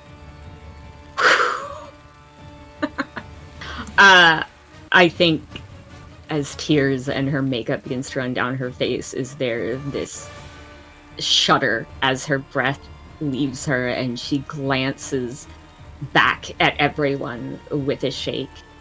God. Sure. There's an understanding pick your- where he's like, if you don't pick me, I fully understand it. I'm about to burn this guy's face, in my mind at least. So I totally get it if you're like, I don't want to pick him. I think there's a moment where her eyes kind of sift through everyone. She looks to Garrick's body and she looks to Leshy and lingers on him for a long time before realizing that is an ask too far, and then looks back to Strahd. Friend only wishes to return to his father. He does not know better. As a free action, Strahd is going to stop concentrating on his telekinesis. Friend, you do plummet and take a small I was gonna paltry say. sum of damage. I'm gonna hold the disc Yeah. and like drop You take- under the disc. The I assume that the disc was above him to prevent him from falling into the It- sky. I was above him. I just Okay. didn't know if he would grab onto it at all. At this, there's not a proper deck save to be made at this sort of a junction. But friend, I will let you just keep the concentration, a freebie on me. As you sort of crash into the ground and Okay. almost bounce off of it, your stitching coming undone loosely as you realize that your limbs are more languid. And he looks to you and says, I respect your wishes, Lady Gatton. Thank you. And she bows her head, her entire body shaking. And that's all I have with my turn. Okay. Leshy, at the beginning of your turn, you're going to make a wisdom saving throw. You will fail with a 3.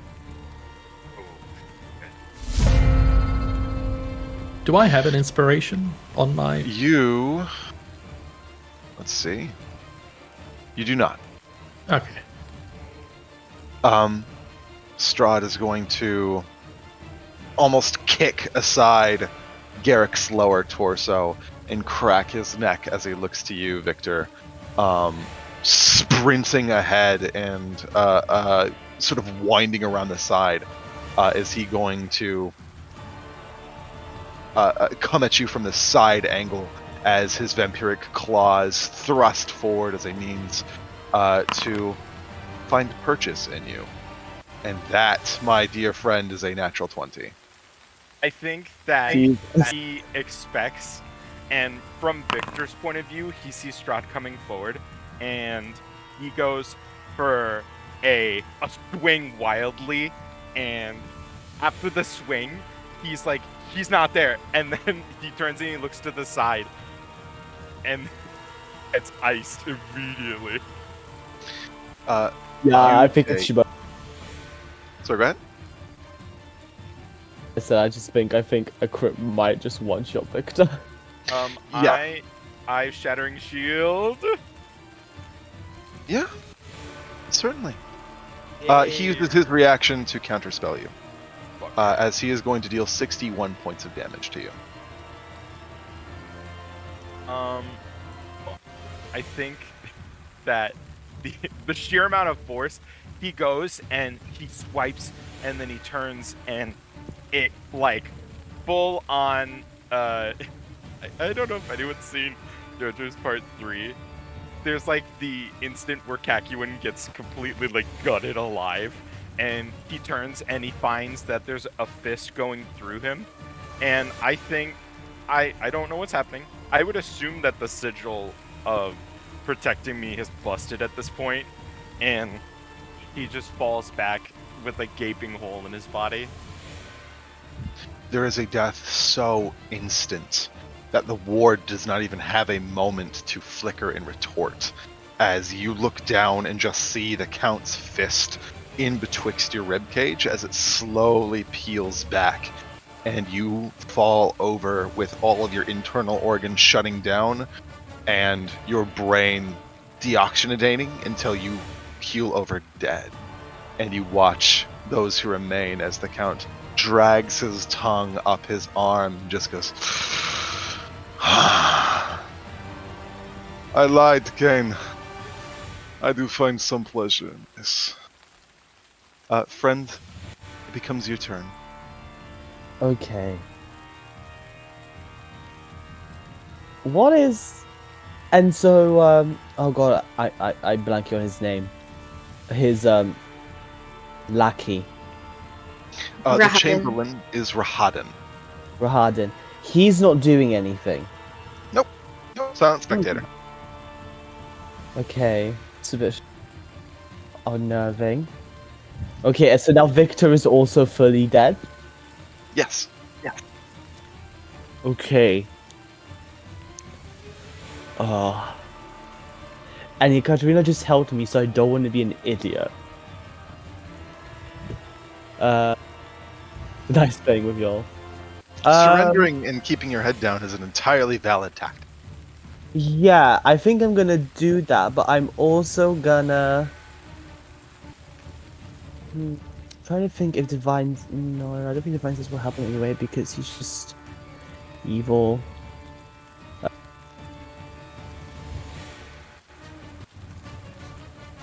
Yeah, I think I'm gonna go hide in the trees. Sorry, guys. GG's, all I good. guess. I respect it. I respect it. Yeah, I'm just As gonna you move reach, my full movement.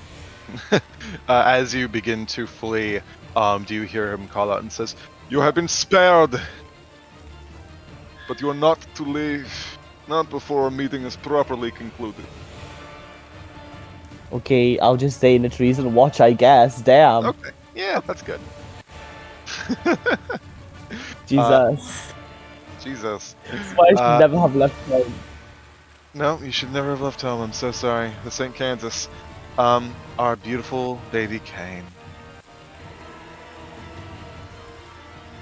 Well, since Kane has figured that calm emotions is not going to work, he is just simply going to, what should he do? He is just going to take the option of surrendering as well. Originally he wanted to try calm the situation down, but since he sees that's not going to work, he is going to kneel and bow his head. He doesn't say anything, hi Jack, because he just is so terrified that he can't speak. Okay. You bow your head and you kneel. And without the oration, why don't you go ahead and make me a persuasion check flat? Let me find where persuasion is. Persuasion normal. Speed. God damn it. Okay. Anything else you'd like to do? No, Kane is not going to do anything else. Okay. Then, at the end of your turn, do we come to Ekaterina once again? Anything else she's doing? No, I think she knows better than to push the Count's patience, and I think her head is in. Her hands are held around each other on the ground with her head pressing into it as she just sits there silent and shaking. Okay. We once again. Oh, come to Sorry, I Leshy's was turn. trying to end my No, you're turn. good. Going then to Leshy's turn, we'll make another wisdom save.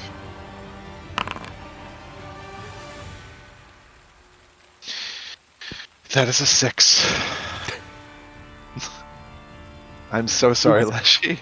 Hey, it's okay. I think he's doing this on purpose. Yeah, we rolled his 20s at the beginning and then just downhill from that. Strahd's turn, as he walks beside and almost encircles you like stalking prey, Kane. And you feel his hand rush back from behind your hair and says, I know you did not mean for this to happen. I want you to know that this is a necessary brutality. And I'm sorry. And he is going to continue his work. That is an 18 to hit you.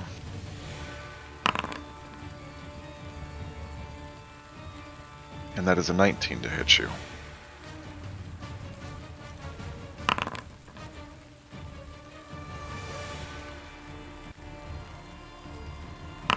$13 plus.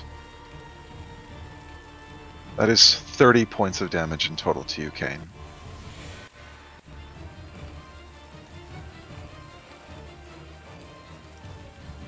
As he takes you by the nape of your neck and grabs you by the horn, does he pull you back over and caress your neck with his claws. As his mouth distends, the cracking of his lips bend and break. His incisors elongate into these daggers that plunge into your throat.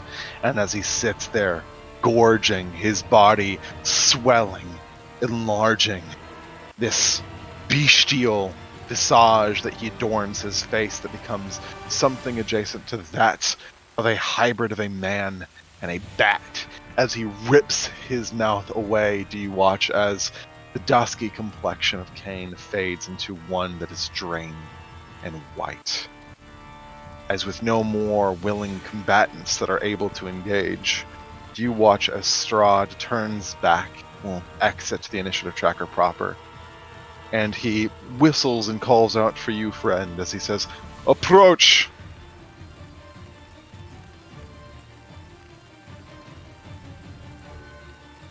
I very tentatively walk out of the trees. As he moves to sort of meet you along the way, you, like a child being scorned in front of his father, watch with your eyes avoiding contact. Does the palm of his hand run along the brusque jawline of your constructed make, and he smiles and says, "You did a very good job, friend. And I have good news for you. Your friend has begged for your mercy, and in my benevolence, I am obliged to offer it." And as he strokes the side of your face, do you feel something? You don't understand what it is for the moment. You just know that it is. And you can feel the slight singeing on the side of your cheek. As he says, "Accept the gift of mercy. This can happen no other way." I need you to make me a dexterity saving throw. Happening.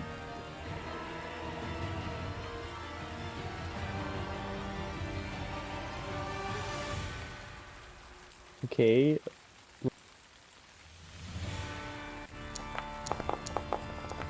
Okay, not bad, not bad. A 17 is a failure. Yeah, that sounds about right.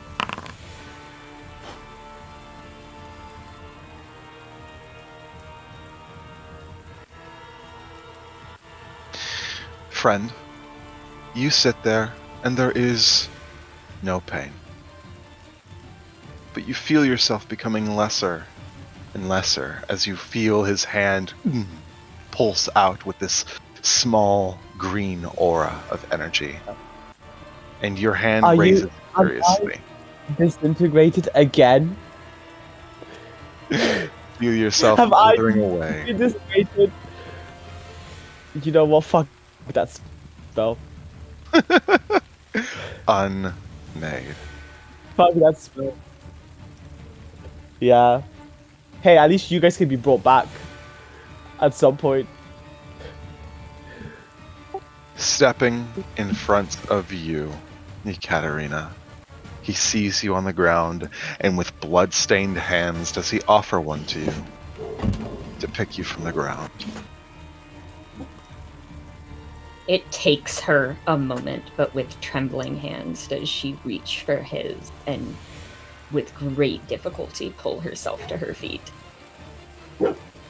He holds you so preciously as the backs of his fingers trail your cheek and says, "We will meet again, my dear. But not today."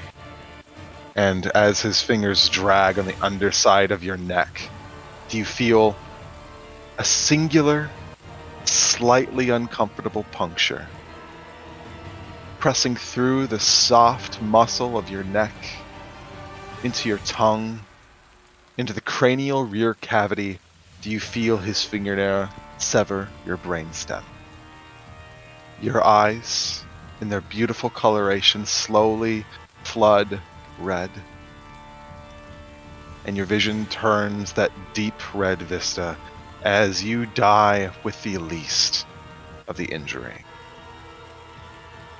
And as your body keels over, limp in the Count's hand, as he so gently lay you on the ground. He folds your hands on your stomach and slowly walks in front of you, Leshy.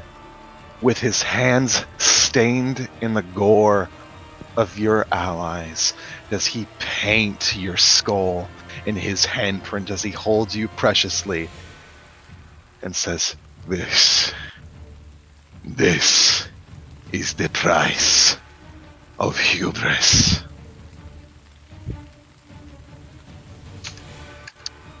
And the spell fades. Disjuncting from a logical sense of time and space, do you feel yourself ripped away? The Count is in the exact same spot that he was, but there's this discordance in how reality presents itself. He is unmoved. But the world around you resumes. All of your allies are alive and well. In fact, everyone can take a long rest. I'll prompt that in the chat for us here now. What into Twilight just happened? As your eyes rattle and time unjunks itself from its current perspective, do you realize that your head is reeling from a modify memory spell? Of A course. premonition for his penchant of savagery. That everyone saw? Only you. That was something Oh. only Leshy got to witness. Everyone else just watched as you froze there. The Count stalked in front of you and cups your cheek in regard as he smiles, sort of alluding to, in a whisper that only you and him can hear. It be.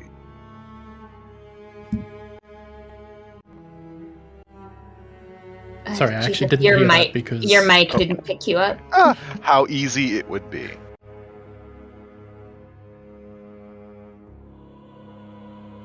I think grasping the situation, Leshy very uncharacteristically will get down on his knee and bow.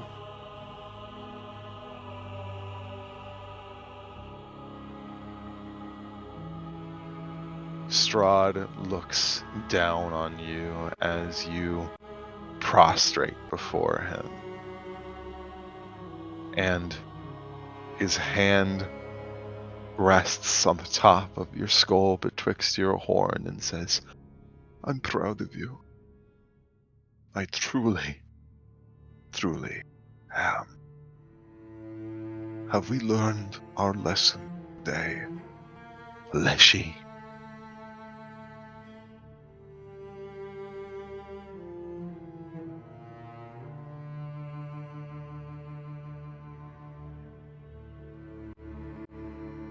He is remaining silent. He smiles as he paces back towards your compatriots. I'm gonna fix the weather here because it's supposed to be raining. There we I go. believe a day went forward. Yes, I set it back. Okay, just making sure you knew. Oh, actually, I'm realizing something else happened. Hour, peel back 6, and then I do have to go forward a day. Sorry, gang. The clock is weird about long rests. I should have accounted for this. It is the 15th, but there we go. Okay. You should have accounted for it, I think. Whatever. my buddy old pal. But he stands there and looks to the rest of you on and says, my apologies. A moment of education and enlightenment was required for this old friend mine. The apology is mine, my lord. I have been attempting to teach them the ways of our culture, and this is clear that I have not done to the best of my ability. Ekaterina. Leshy is a being far older than any structure present within Barovia. He lives by his own rules, but his acclamation and his struggle to adjust is not your fault, my dear. Absolve yourself and feel yourself free. The stories of your generosity are true. He has this sardonic chuckle as he crooks his head and says, well, on to brighter matters. He claps his hand. I have heard such wonderful things of your exploits, both in the village, as you heroically stand as the bulwark in the defense of the layman, and also at a certain old house at the edge of my domain.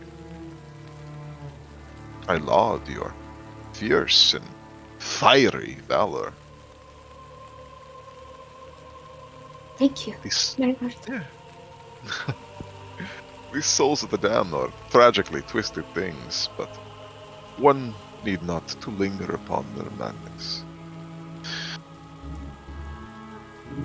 I come to this place not on business that's anticipated any of you. This is what I would consider fortuitous meeting, a consequence of the fates themselves, perhaps, as he sort of regards you again. Ekaterina says, but I would be a fool to squander such a informative opportunity.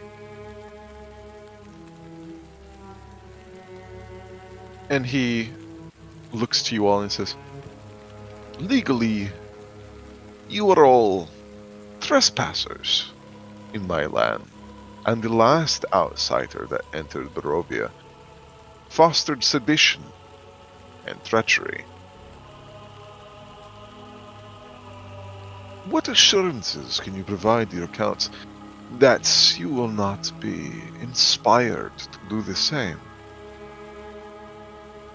As he sort of regards more pointedly Victor, Garrick, and Kane of anyone else, but seems to look past Friend and Ekaterina.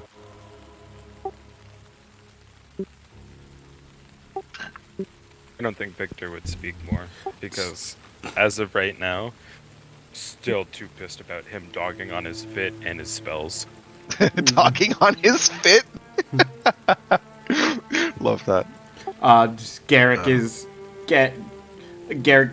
still trying not to make eye contact, but he takes another gentle bow towards Strahd. Kane is still not speaking, but he's also just going to take a respectful bow.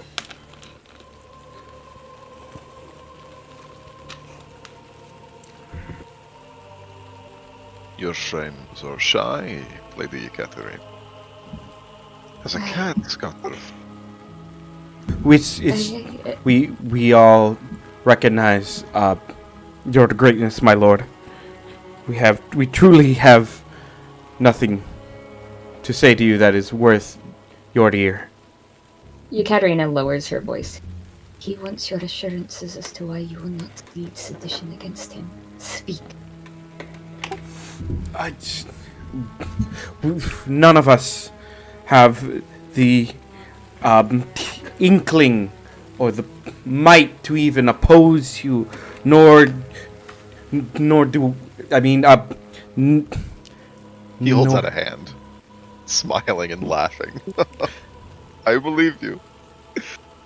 I do not believe those who would shake like the leaves that litter their hair have the nobility or cravenism to betray such kindness. There are those in their lives who understand their lots. But I can see clearly that perhaps this forum is improper for lengthy conversation. I have taken enough of your times, and if I am frank, you have taken much of mine. I found great pleasure in meeting you all this day, and I look forward to meeting you all again, sometime very soon. As do we, my lord. Thank you again for taking the time. For introductions, we are honored. It is always a pleasure, my lady. And his royal boot creases in the mud before he turns heel and makes a very succinct gesture to Rahadin, who opens the door to him again. He re-enters the cabin with the indescribed mail. Rahadin re-enters the coach seat before beginning to drive off. As he does, I think Ekaterina gives a final curtsy both to Rahadin and the cart as a whole. Turns and just starts walking away the second the door is closed. Garrick. Whoops. I fucked up the horse. Pull your horse. Hang on. They took my fucking horse. The horse. Horse. Fixed it. Yay. Gavin died and his soul entered the horse. Alright, Garrick takes a deep breath and looks at Katerina. A bit. He's almost scared demeanor basically disappears completely the moment Strahd is gone, as if he was almost completely faking that. But in his voice, do you still hear the fear? That was Count Strahd. As you look at Ekaterina, you see all the color has drained from her face, and she has brought a hand over her mouth, and it almost looks as if she is having one of her episodes that you've seen before, but she doesn't seem to regard you at first, and she simply nods. Garrick looks back to the destination where Strahd is going and is genuinely terrified for the people we had just left behind.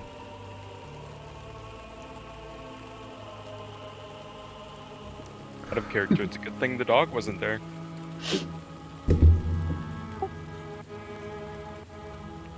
Which direction was he heading, Jacob?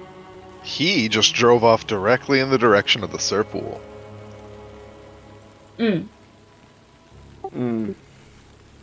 Not good.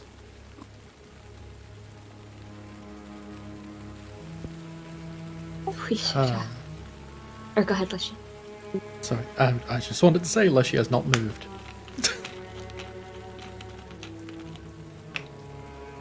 We should.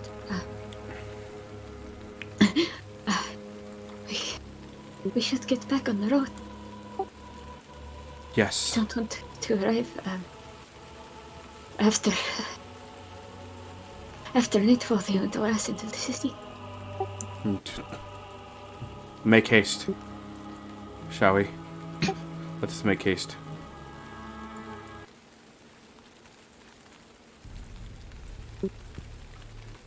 We want to interject to say that once Strad is left, Kane, let me double check. He even knows that? Yeah. Kane is just muttering under his breath in Sylvan. Yep, you got it. Yeah, Sylvan. He is muttering like, Jack, can you stop screaming? He's muttering like a child's tale almost in an attempt to soothe himself.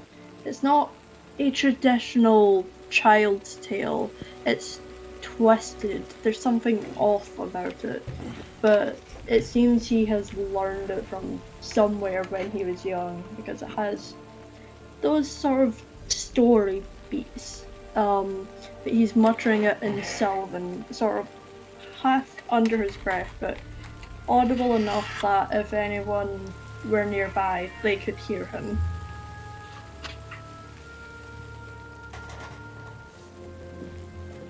Very good.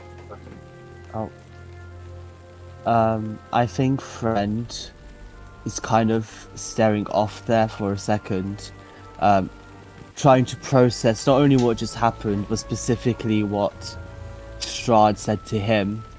And I think he's going to step in front of Yekaterina before she kind of gets back on the carriage, and she's going to look at her, and she's going to go, "What is a prototype?" I'm assuming that as you're signing it, you have to spell out the word, given that you don't know what it is. Yes. And she kind of has to think for a second, and you watch as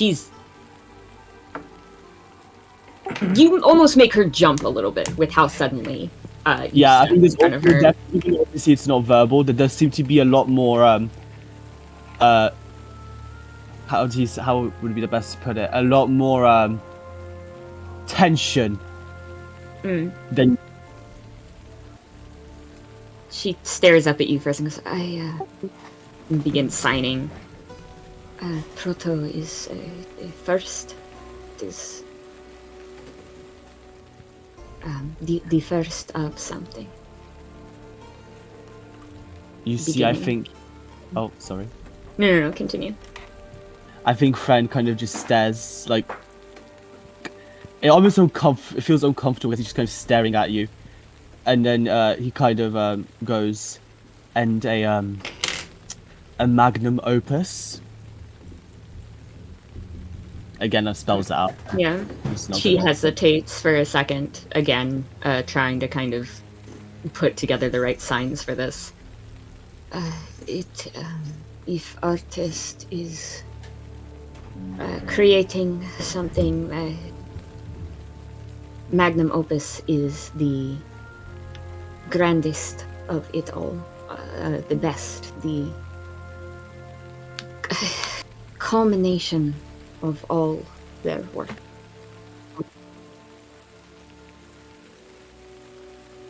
And again, I think you see kind of Friend's entire body kind of tense, and he says this out loud, and he just goes, "Liar," and you get the sense that he's saying it towards you, but you don't get the feeling that it's aimed towards you.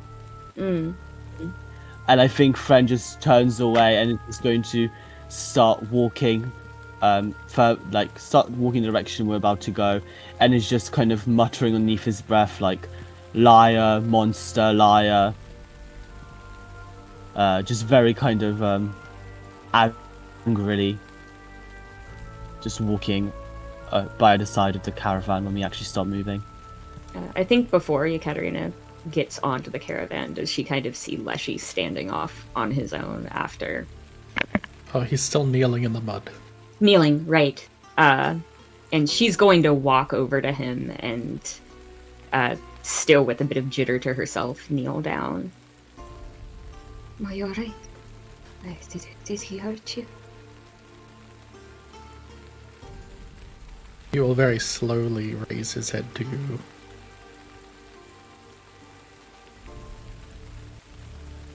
He did not harm me.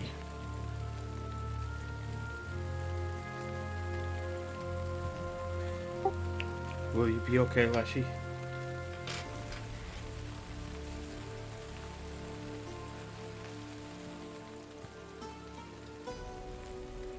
I fear for what may happen to all of you.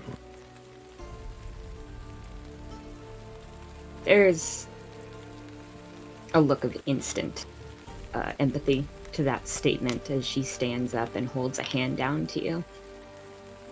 We'll be alright. For now, we simply have to carry on. Keep our heads down.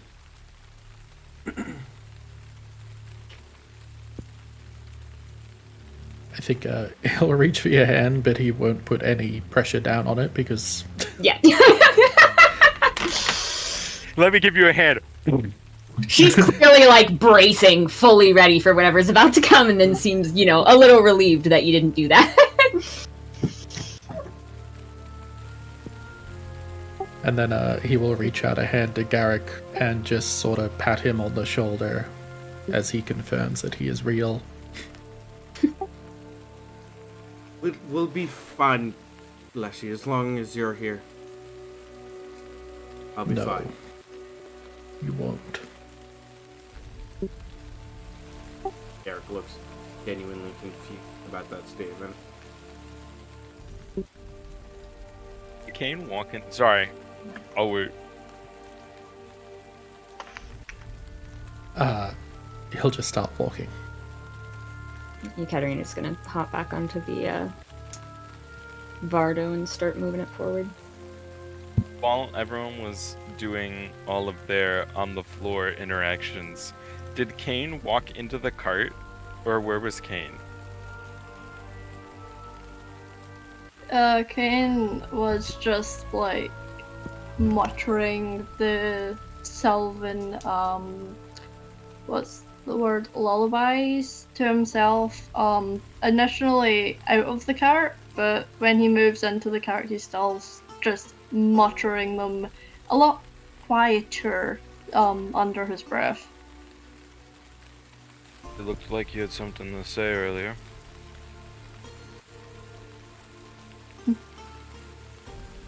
Kane, like, snaps out of his endless muttering. He almost looks dazed. Huh?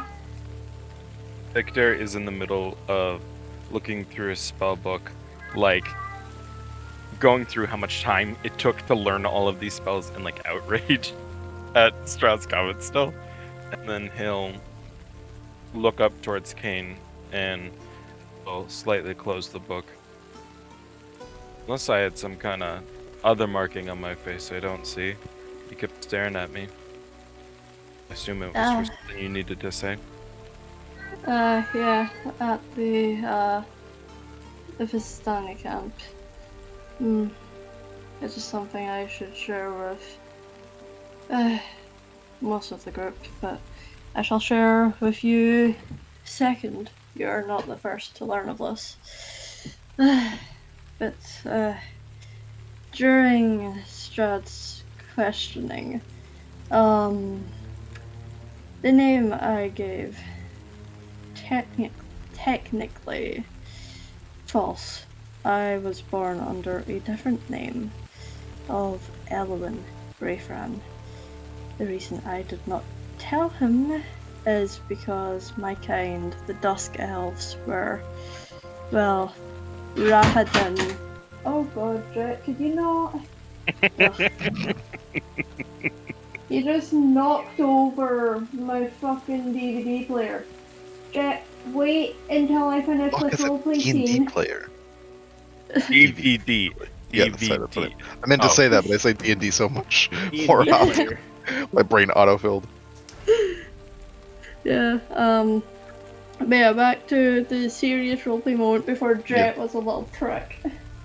The reason I did not share my true name of the Elven is because the elf you saw with the Count, his name is the Kinslayer Rahadon. He murdered every woman, every girl of the Dusk Elves of my kind. Because of that, I went into hiding. So, technically, I'm trans, but because of what Rahadin did, I have to keep it under wraps for if it ever gets out, I may be next on the chopping block. He nods for a second, and then he looks and he goes, "Is there anything different that I need to be addressing you as while we're on our expedition then?" No, Kane is still what I go by. I just thought you should know, as it seems that the Count has taken an interest to us, which is unfortunate for us. But it is something I will be sharing with everyone else soon enough. Perhaps once we have returned to a safer place. As I don't know when the timeline is of the people coming back, but Victor nods for a second and he looks towards the front of the carriage before he says, "I don't know how much it's worth, but I killed the man that killed my father in cold blood."